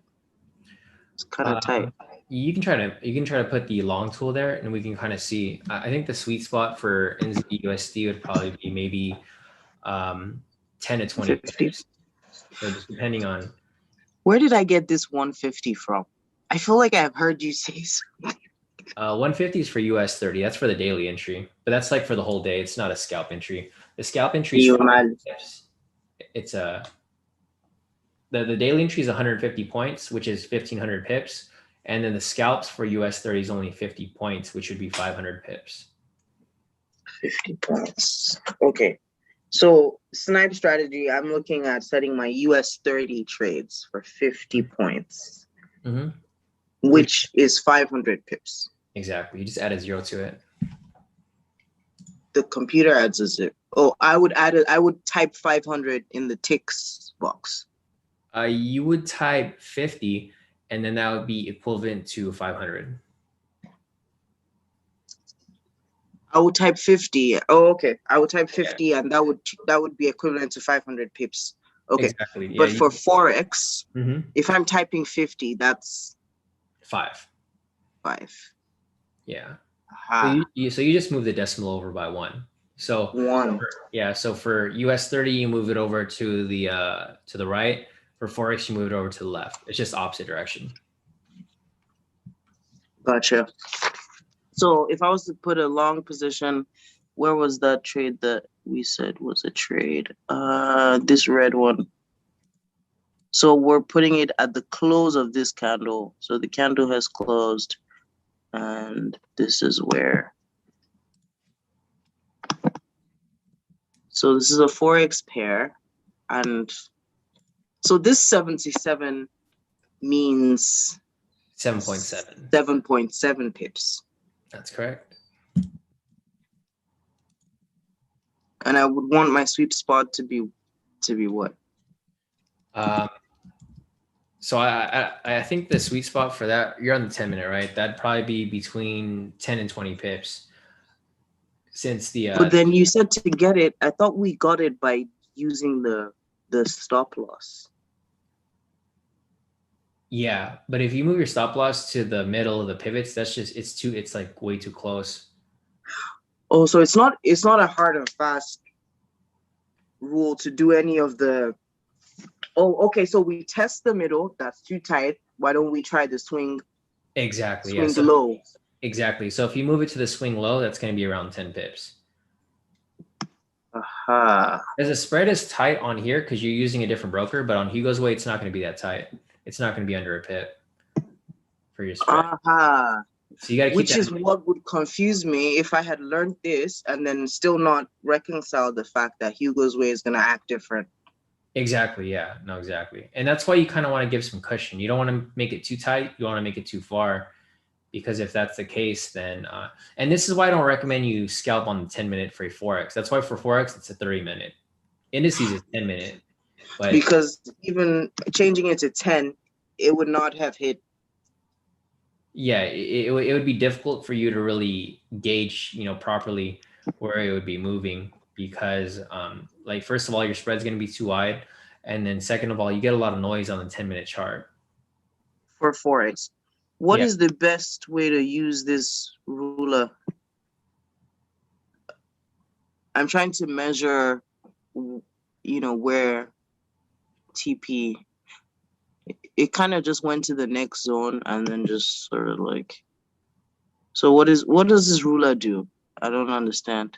Or is this 4.7 pips? Yeah, that's correct. What did I just, I'm not sure why I did that. Why did I do that? I was trying to figure out what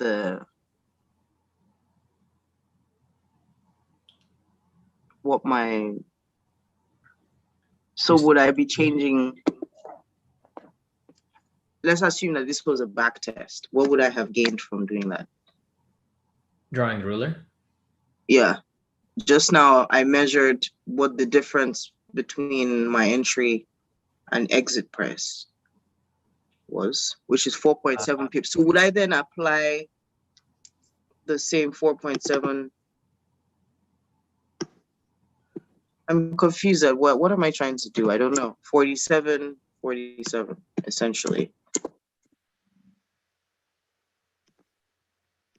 Yeah. So, where'd you get the number from? Because you measured it to the next zone, right? Yes, I measured it from the supposed entry candle which is Yeah, the red one, right? this red one, yes. Mm-hmm. All the way to oh yeah, actually, that doesn't make sense. I measured it to this candle, which makes no sense because all it did was get to here. Yeah, because you're taking a buy, so it would be you'd measure the stop at the swing, which would be the opposite direction for the bottom. I'm not sure why you drew a ruler up to the the top. See what I'm saying? I think because you're going back and you're using the wrong strategy again. So we measure the zones from the K2SR strategy, but that's a totally different strategy. That's like something that we covered earlier. So You see, I'm just learning stuff and not understanding why you did what you did. Because I see you use that ruler for something. So I'm trying to be smart and trying to use the ruler, but I'm wasting my time. Yeah, no, because that's for a totally different strategy. That's for the K2SR strategy, and that's done on the 4 hours. So you're not gonna. It doesn't work on the 10-minute because the zones aren't spread out far enough. Right. So yeah, don't do that for this. Not for this night. Don't do that. Okay. Don't do that. It's gonna be like completely off. All right. I think what else should I ask? What else should I ask?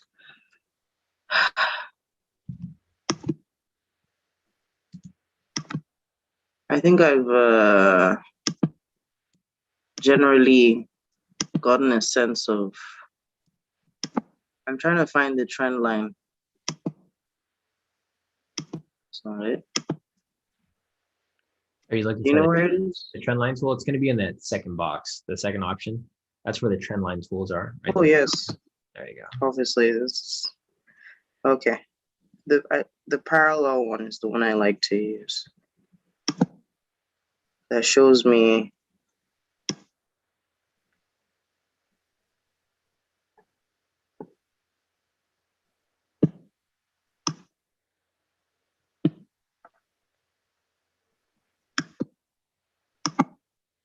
I see people using this to do some head and shoulder stuff. Like, do I need that right now in this K2? No, I think, yeah, I think you're making it more complicated than it is. You're just, because you're adding like stuff that's like not necessary because you're only looking for 2 requirements. So you don't have to look for anything else. That's how, because like, I came into K2 having learned some stuff from the past. So I just like, yeah. I mean, you can use it if you want. I mean, there's no harm in it. I mean, the only harm is that you start using it when you're not supposed to. That's the main thing. Because I mean, yeah, you're not the only one that has that problem. There's a lot of people that, like, even with your grandmother, like she was too focused on the candlestick patterns, and she realized that when she started to ignore them, she started with that's what she learned. I never learned candlesticks, so that's probably why she was stuck on that. yeah, she was mentioning all the names, I'm sure.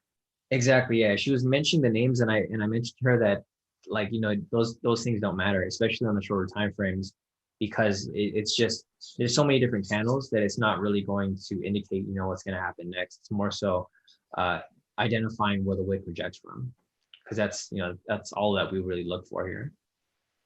But you can use them. I mean, there's no hurt in using it if you know how to use it properly. But the problem with a lot of people is they don't use it properly, so they kind of just add it in there, and then it adds another requirement. And then if you add too many requirements, you're going to end up missing a lot of trades because you're too focused on looking at too many things rather than keeping it simple like how it should be. Because yeah, because price only goes up or down, right? There's no really there's no difference to it. It's like price will go up, price will go down, price will go sideways, but eventually it'll go up or down. So if you add too many requirements, you're gonna be stuck and not taking any trades because your requirements aren't going to be met. Yeah, that's why I only keep 2 requirements, like 2 or 3 requirements, because that's enough to keep it accurate, but it's not too much where it's overwhelming. Okay, so I'm gonna practice everything today. Mm-hmm. That's sort of a clear, not weekend, like middle of the week day that I'm hoping would behave normally, and stop making the mistakes that I was making before, or getting entries that were actually not entries and thinking that I wasn't doing it right. Yeah, what I would do is I would just put a checklist there. There's only 3 requirements. So just make sure that you see the wick rejection off the pivot, wick rejection off the structure. You just make sure the pivot doesn't touch the body, and that's it. So like every time you look at a trade, just look at those requirements. Don't look at anything else. Don't look at the body. Don't look at what type of candle it is. Don't look at any patterns. Don't look at any trend. Don't look at any of that stuff, because those are all irrelevant. You just want to make sure that you're going down the checklist and make sure that all of those have been met before entering the I think trade. it's number 3 that confused me, because when you say the pivot isn't touching the body, then I'm thinking, oh, so the structure can touch the body, or how does? Yeah, exactly. Yeah. So I mean, if that's the case, then you can just ignore that 3rd requirement and Right. just make sure that the pivot, like one of the 4 lines, isn't touching the body. You just keep that like in the back of your mind. None of the 4 lines, or the one that I'm The one saying is the rejection, shouldn't exactly. eventually touch the body at some point. Exactly. Right? Yeah, Okay. exactly. Just that one pivot, not all. Just that one. Okay. All right. So that means that I don't necessarily like need, You can take that off. or You can take I that can one off. take it off for now Yeah, for if now. I'm focusing on the snipe. Exactly. So Okay. that's pretty much it. That's all that you necessarily need for the most part. Yeah. And I need to then consolidate all of my because Yeah, for I Forex. feel like I just pick random. Yeah, so the problem with that, if you use FXCM, the zones are going to be different from Forex.com. So the zones aren't going to be as accurate. So that might be why you're finding some bad trades as well, because your data wasn't, proper. So for the Forex pairs, you can change those all to Forex.com. For your indices, you can change that to either currency.com or Forex.com. Because I've back tested FXCM. When I first started trading, I was using FXCM, and I realized that it was bad data. Like they would have bad zones. They would have the candlesticks would like gap sometimes, and it wasn't accurate. It used to be good, but I think when they started to, I think they merged with another company. When they merged with the other company, that's when they started Things cutting went corners. south. Yeah, because I think they started to cut corners to make it more profitable for them, and then they started giving out bad data for the most part, and there was like more manipulation there. So you want to use something that's regulated, like Forex.com. It's regulated by the U.S., so they have to follow rules, and they can't manipulate price. They can't manipulate data. It has to, move how it's supposed to. So that's why I follow. That's why I follow their data versus other brokers.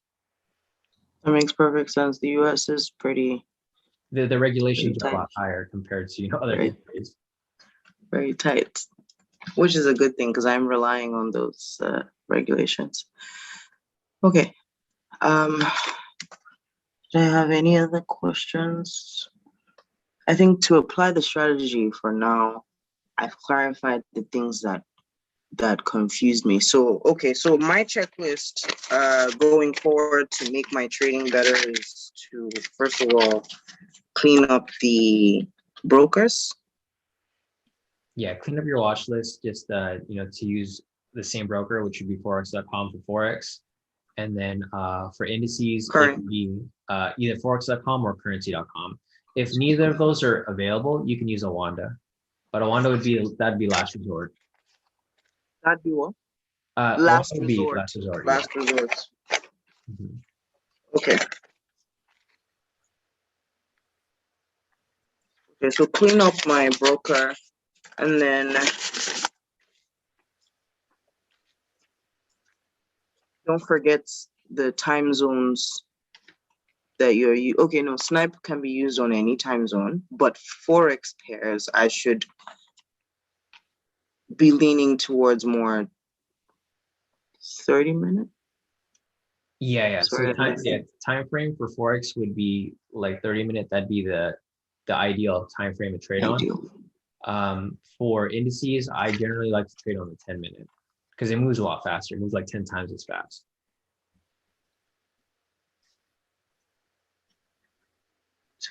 Okay. And then, yeah, apply strategy simply. Yeah, just remember to keep it simple. Don't overcomplicate it, because I feel like that's one of the biggest problems too. A lot of people, they just overcomplicate it. Yeah, I've now, because so this is another entry right here.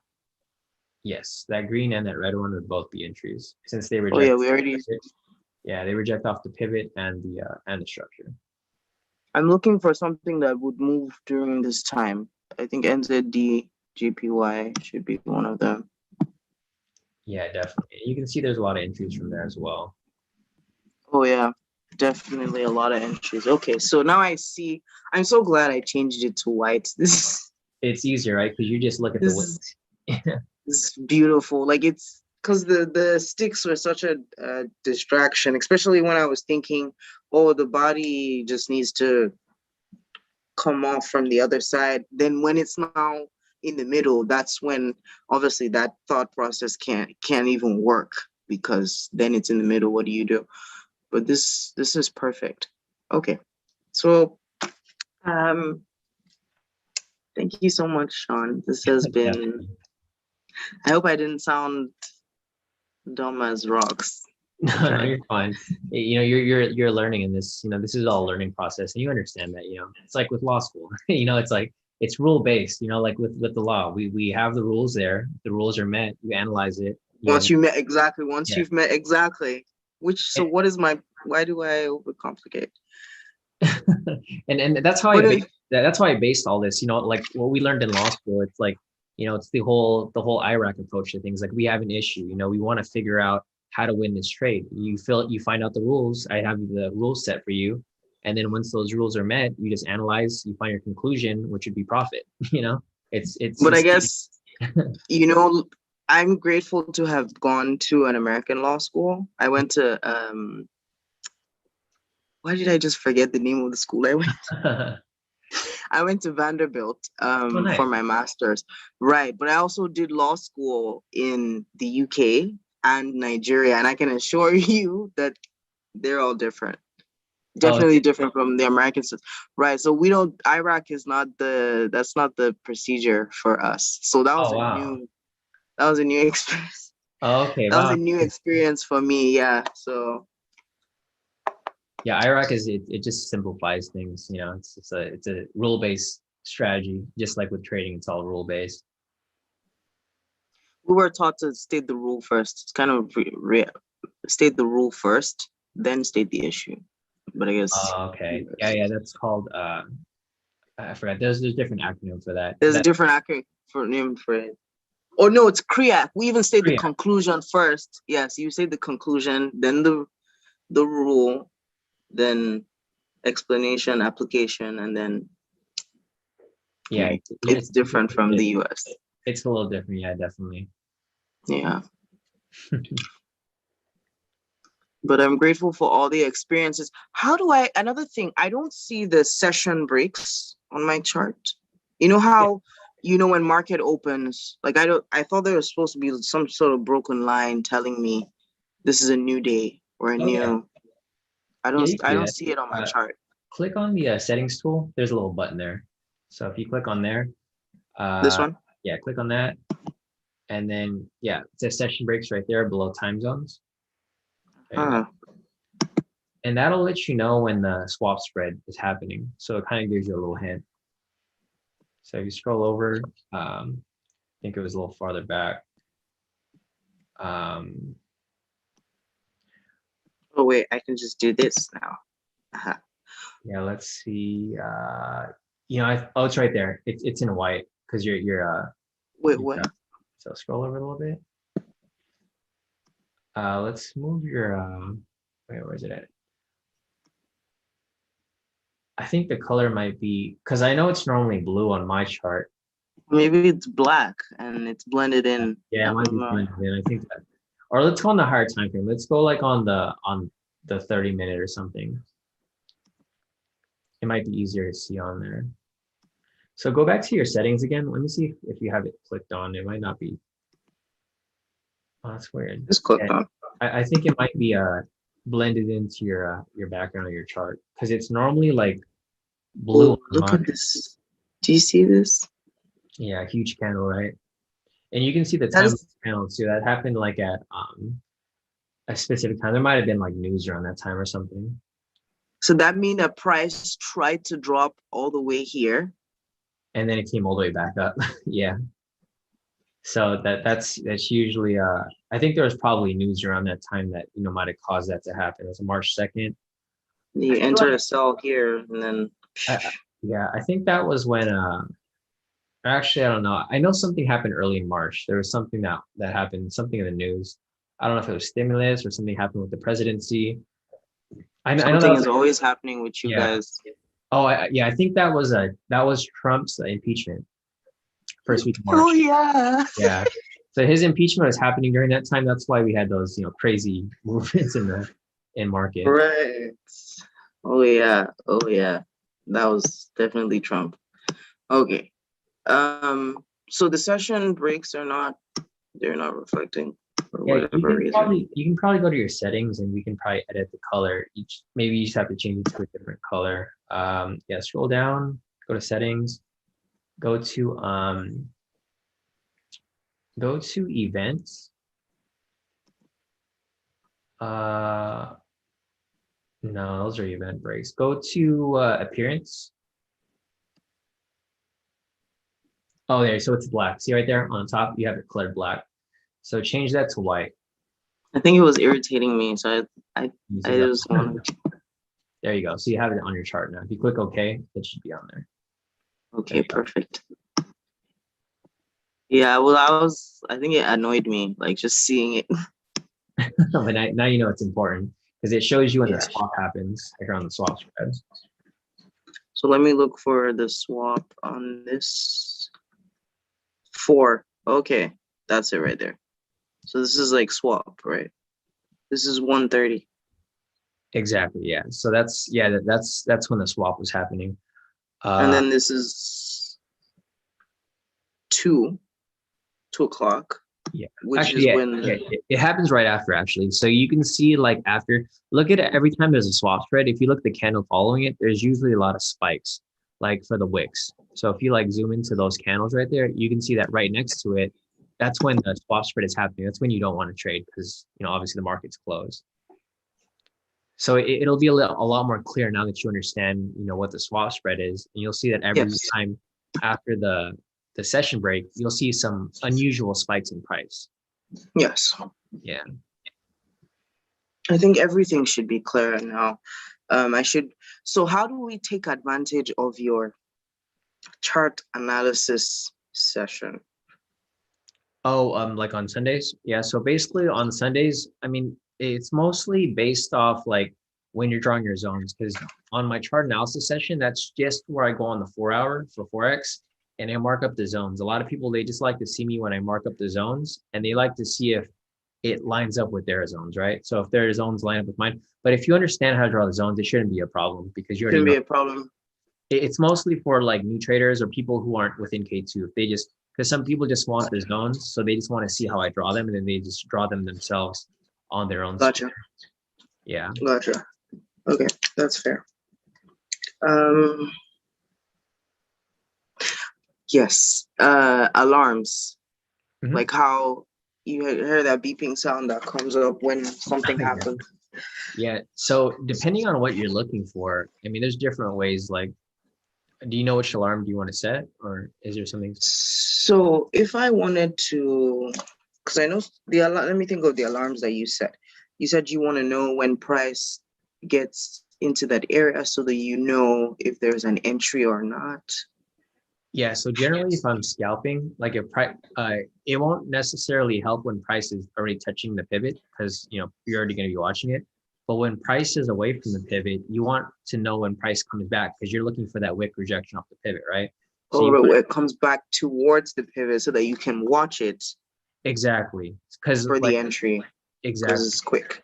because if it's too far away, there's no point in you just staring at the chart for like 4 hours waiting for it to come back. Like you can do something else, and then if you set an alarm, you'll say it's touching the pivot, so you'll come back and you'll check it to see if there's a possible entry. So if you do want to set that, you can click on the alarm button right there. And then, yeah, click on that, create alert. And then you can click on that where it says value below, right? Where it says the third, condition, and click on the pivot there. And then you can set that to, alert you when it reaches that level 1, which would be the green pivot. Level 1 would be the only green. once? Yeah, because you don't want it to alert you every time it touches it. You just want it to alert you because you're waiting for it to come and touch it. So if you're waiting for it, so you can go and look at it. Yeah. Yeah, exactly. But then if it's already touching, isn't that a second too late to enter at its close? Or that doesn't even necessarily mean it's rejected off a structure. It's just touching. The pivot, yeah. Because a pivot would be the first requirement. So unless there's a pivot rejection, there's going to be no entry. So that's why you would want to confirm that. And then what happens is you'll get an alert. It'll say there's a NZDJPY, it's touching the pivot. You'll open up NZDJPY, and then since you want to look for a structure. If you can't see a structure, then never mind. Exactly. And then you just wait for it to pull away again, and then you'll just reset your alert. Okay. So this is all I put in. So I would just change it to crossing. Yeah, crossing the pivot, so that when price crosses the pivot, it'll alert you. And then on the bottom, you can just change the message depending on, or you can just leave it. It's really up to you how you want to. Okay, just to remind myself of why you what I'm looking at. Okay. Exactly. But if you know that's what you're setting it for, there's just no need for it, because you're just okay, the pivot was touched. Yeah. Period. Okay. Okay. So that makes sense. Then you also set alarms for, I guess, TP and all that. It's just so that you're able to announce it for your followers. It's not that I need to know necessarily exactly if it's hit my TP or not. Exactly. Yeah. So for that, whenever I call the Forex trades, I set alerts for all of the for all the TP1, TP2, because that's going to remind me to move my stop loss and profit as well. So if it hits TP1, I'm like, okay, I got to move my stop loss and profit, and then I'll give updates to everyone else who's taking those trades. So that's another thing. Prior to K2, I had been told that if you happen to get a benevolent signal, don't keep your hopes up for TP2 and the rest. But I noticed with K2 that we tend to usually always hit full TP. Exactly. Yeah. Yeah. So for the most part, I usually I only call trades if I know that they're really good trades. And I'm not just going to call. I'm more about quality over quantity, right? Because some people, they'll call 20 trades and they'll all lose. For me, it's I call 5 trades, but they all win. It's a half win, half lose, which averages out to nothing. Exactly. And yet the key with trading is it's more about, like I mentioned, it's more about winning, maximizing your wins and minimizing your losses. Because in reality, if you can just keep winning and not losing, you'll keep compounding the account over and over again. Oh yeah, I can attest to that. Yeah, no, definitely. Okay, so clean up my watch list of brokers, and apply the trading strategy simply. And then I've updated my charts, I think, to the best, put my best foot forward for now. I can't think of any other thing unless your professional eye. Yeah, honestly, I think we covered a lot today. So I think along the time, the more and more that you run into more issues, that's where we can. I can ask. You can ask me. We can get on another session and we can clear that up. But I think for the most part, you have your basic foundation that you really need. I think it's more so about application. And when you lose trades, that's where we can focus on the trades that lose, because now you actually have an understanding of how to apply it. Of how to apply it properly, yes. Yeah, I think that's the main thing, because now that you know how to apply it, now you can look for trades. And if you find bad trades, that's where we can go over, because there's always going to be a solution to it. Even today when we looked over trades, you're like, why wouldn't I take this? And I'm like, because it was a swap spread, but you didn't know that. But now you understand that there's some times where you probably shouldn't trade. Shouldn't trade. Yeah, don't think of applying the strategy because it's just not a good time. Exactly. Okay. Mm-hmm. So I keep going back to that factors question. IG sentiment is another thing. So apart from major news, there's also the IG sentiment, or trader sentiment in general. It could be IG, it could be any other major news, sentiment, any other factor that you would the time of the day, timing. Yeah, timing of the day. Probably avoid trades on market open for each session. That's probably the New York session because that's a gamble. It's a sometimes because I noticed that you'll see price bounce very fast in one direction. So the problem US 30 would just like slide. Yeah, and then it'll come right back down. Easy. I mean, I tend to scalp. Don't do that, guys. It's not good. Don't do it. It's a gamble. I live on the edge. It's bad. Anyway, market open. Avoid market opens. Okay. Some questions I'm asking because I brought somebody on to K2, and he knows much less about trading than I do. He's super new, so I know that he's gonna want to watch this video when we're done. So that's why I'm asking some basic questions, but it's also to clarify what I think I know, just to make sure. Okay, so major news, sentiment, timing of the day, and avoid market opens. Those are the four that I think that's about it. There's really too much because, like I mentioned before, you don't want to have too many requirements. If you have too many, you're not overthinking. Yeah, because you'll overthink it and you just won't take any trades. And at that point, it's like, what are you really doing? You have to take some risk at some point. Like there's always I'm a risk taker. Yeah, I just want too much risk. Not too much risk. Too much risk.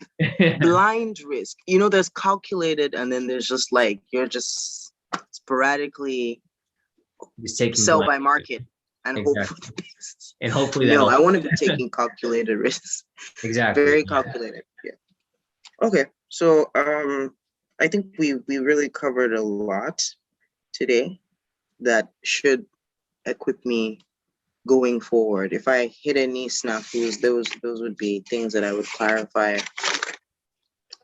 with you another time. But I think we've demystified what was wrong with my trading strategy, because it was the up and down. Yeah, exactly. But now that you know what to actually look for, I think you'll be better off moving forward, and you'll find a lot more accuracy because there isn't that many entries. If you think about it, like there's so many entries during the day, like each day, and they're going to be quality entries as long as you're looking at it properly and you're not properly with the right, through the right lenses. It's just that wick thing that confused me. It's like, okay, the wick for the pivot, but for the structure, it could be wick or body, you're good to go, which is not the strategy. Exactly. And now you have the wicks colored white. So it's hard to miss, especially with the black background. It's it's easier for you to see now. Yes. And I don't need to be confusing myself with momentum, because I used to think that you had to combine, like you had to check for a valid momentum signal and then look out for that rejection. Exactly. Yeah. So now that you have that out of the picture, it's going to be easier for you. You're really just focusing on the wicks. Like if the wicks. On the wicks. I don't care about bias. Exactly. Sell or buy. Yeah. No bias. No candle. Button like. It doesn't add. It doesn't. It's not a positive addition to the trading strategy.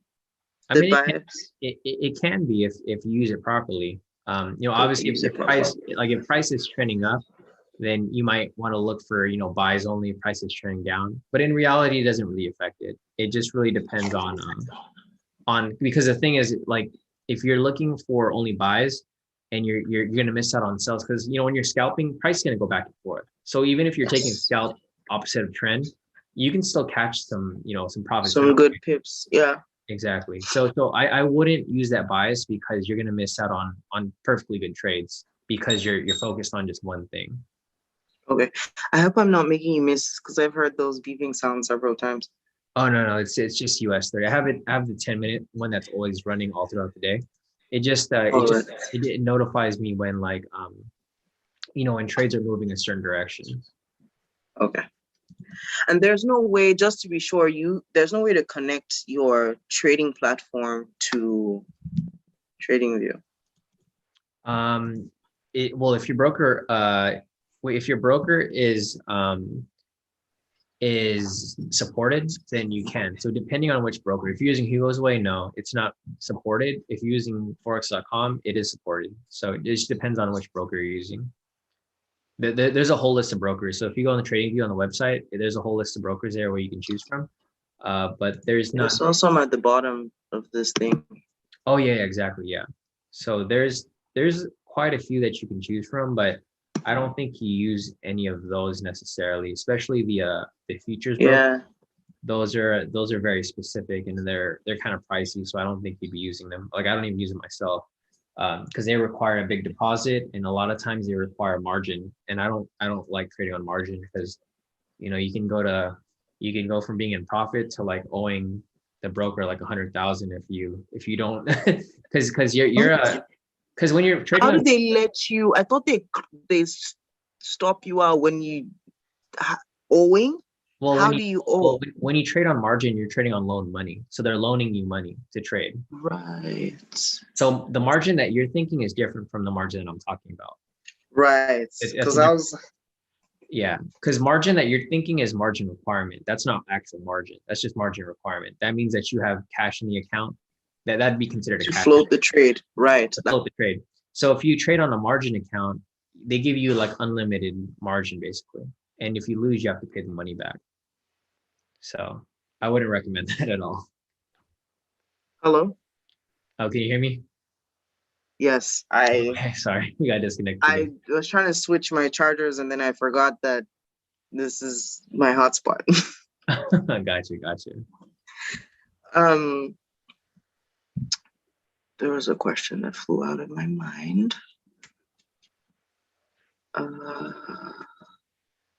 Okay, so can't connect. I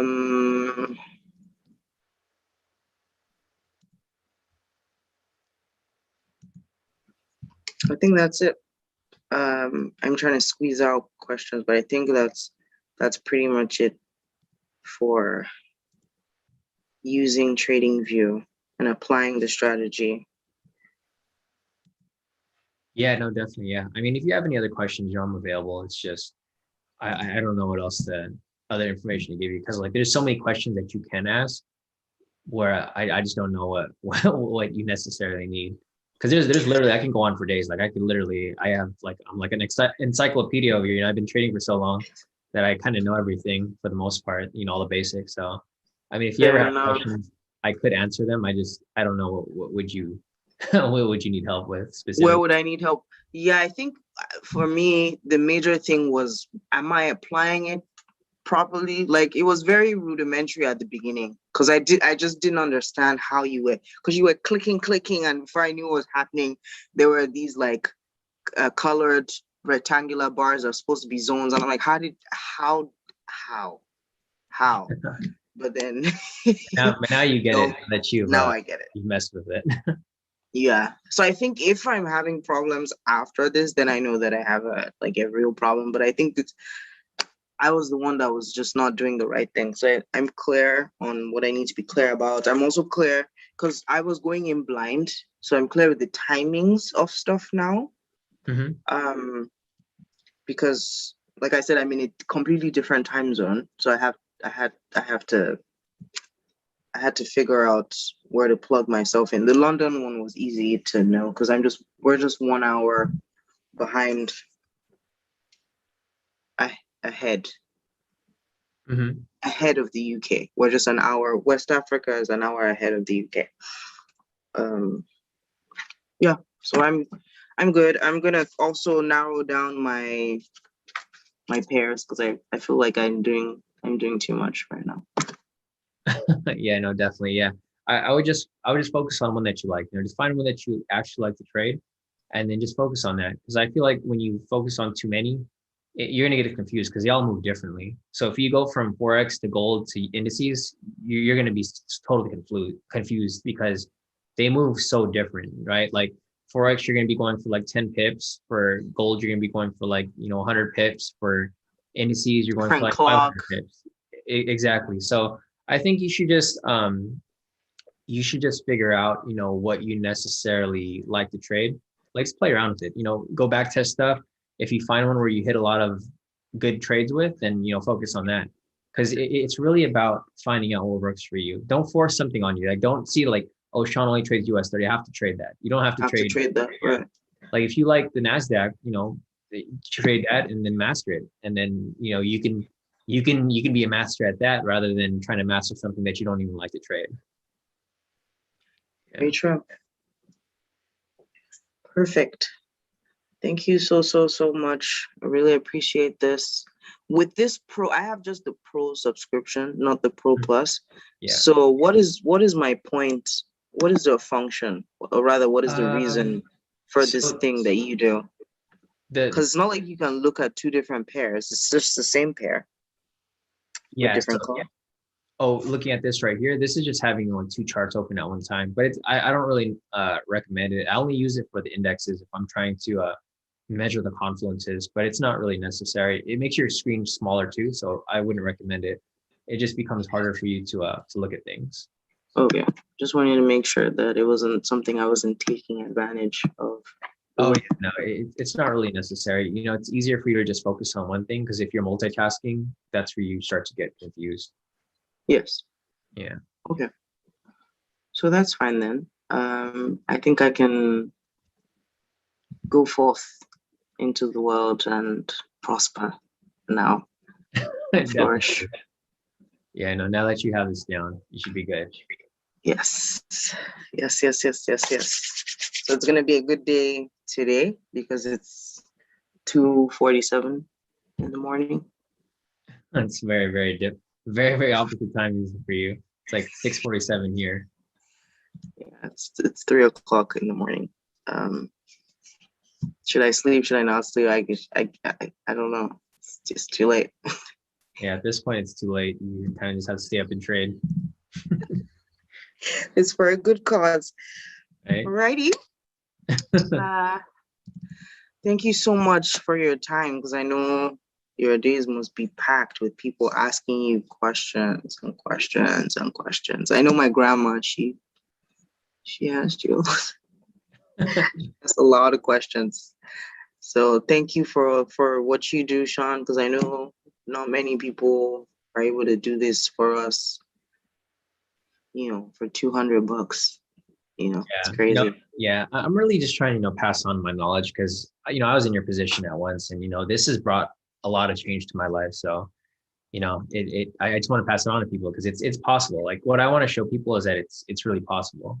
If I don't even know how I found you. I feel like it was a random search, and like I just saw K2 and I was like, oh, okay, click. And then I sat there and I took the trade with you, and I was like it's that easy. I was like, no, this is a fluke. I sat in again.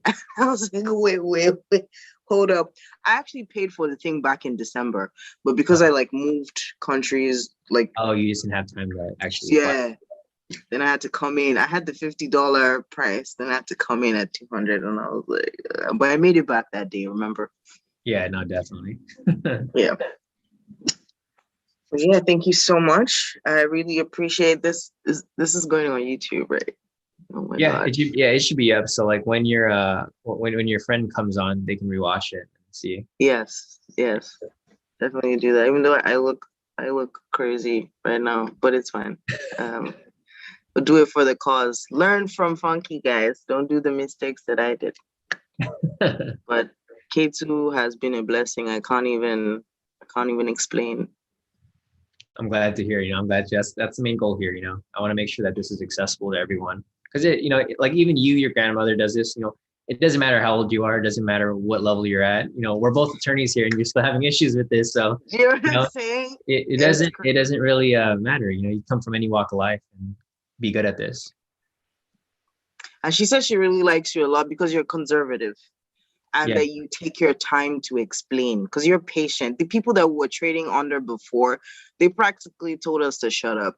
They, you know, they need to concentrate. And they were just doing like 15, like trading zone to zone, 15 pips, confusion everywhere. And half of it would hit stop. Exactly right. Yeah, these And then they overconfident. still tell us to shut up. So it just didn't work. So this was a breath of fresh air, you know, having someone who was always constantly answering the questions. You're very patient, Shawn. I don't know how you do it. I try to. I don't know how you do it. You're very patient. And the way you I can't. Like, how do you two screens and then you're looking at this chat and that chat and answering all of this? I don't know how you do it. It just grew on me for the most part. I wasn't always this patient, but it's grown on me. Fair enough. I think after 10 years, you may have seen it all a little. Pretty much, yeah, for the most part. Well, I hope to be, you know, one of the people that you'd be like, oh, Funky's killing it, guys. I like whenever I hear that, I'm just like, that's gonna be me.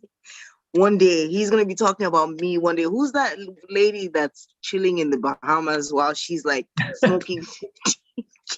Soon enough. You just have to run the strategy a few more times. I will. I'm prepared. You're gonna hear the testimony. I'm prepared. Definitely. Let's go. I'm excited to see that. You know, I mean, get you on FTMO soon too. Yes, that's so. I want to, you know, I want to get good so that I can do those challenges and then get funded. Exactly. Once you're consistent, you know, you should be good. It's not really that difficult once you actually get the strategy down because it's what everyone's applying. You're doing the same thing everyone else is. There's no difference there. I was just not applying it properly. So I think now I should be good. Exactly. Now that we've cleared everything up, I think you should be good to go. Yep. Thank you so much again for the upteenth time. I'm glad I could help. Sometimes that's all you need. You know, you just need a little push in the right direction, and there you go. I appreciated that. I actually had the you know, to ask you questions directly because no one has explained. You clarified a lot of things. Like I said, I learned a lot even from other people asking questions, like how to use TradingView. I didn't understand it at all, but now see me clicking. It's like I can act like I know what I'm doing, and I do know what I'm doing. Exactly. It just, you know, it's just going to come with practice. Once you keep practicing, it'll become second nature to you, and you won't even think about it at that point. Yeah, I can't wait. See you now. Alrighty. All right. It was good talking. Let you go. Yeah, definitely. If you have any other questions, you know where to find me. I'll be around. Hopefully one day when we're in LA, we'll get to see you personally and be like, no, definitely. I definitely want to go meet all you guys at some point. You know, once we cash out. Exactly right. We'll have a real K2 meetup, everyone. that would be epic. Like I feel like people will be so effing excited. Exactly. I know that'd be great. You know, once everyone makes enough profits from trading, we can have a big trip somewhere. Have a big meetup. That would be, I mean, if you were Nigerian, you would be on top. Like Nigerians get so proud. Their shoulders would be like here. That's too funny. Yeah, we actually have a lot of Nigerian traders in the group. They're all over the place. I see them in the chat. I recognize the names. I see them in the chat. I'm like, we like what's good. Nigerians like what's good. Don't play. We know where to find the good stuff. So I'm not shocked that I'm seeing other Nigerians in the chat because we always find what is good. Mm-hmm. We always do. Where the winners are, that's where we are. Exactly. We won 2 Grammys, by the way. Yesterday. Well, 3 Grammys. Nice. So that was a proud moment for us. Oh, definitely. All right. It was good talking to you, Funky. I'm gonna get back to these. Good talking to you too. Definitely, yeah. So yeah, if you have any questions, reach out. You know where to find me. Otherwise, I think you'll be good on your own for now, at least. I think so too. I think we should see a great improvement from now on. Definitely. Hopefully we'll see some of I your would no longer be yeah. shy to post my profits because I've probably lost it. True. Yeah, let's get some So, consistency going, and then you can start showing your profits again. Yes. Good looking out. Thank you so much. Enjoy the rest of your day. Definitely too. So I'll talk to you soon, Funky. All right. Take care. Good night or good morning to you Bye. over there. Good morning.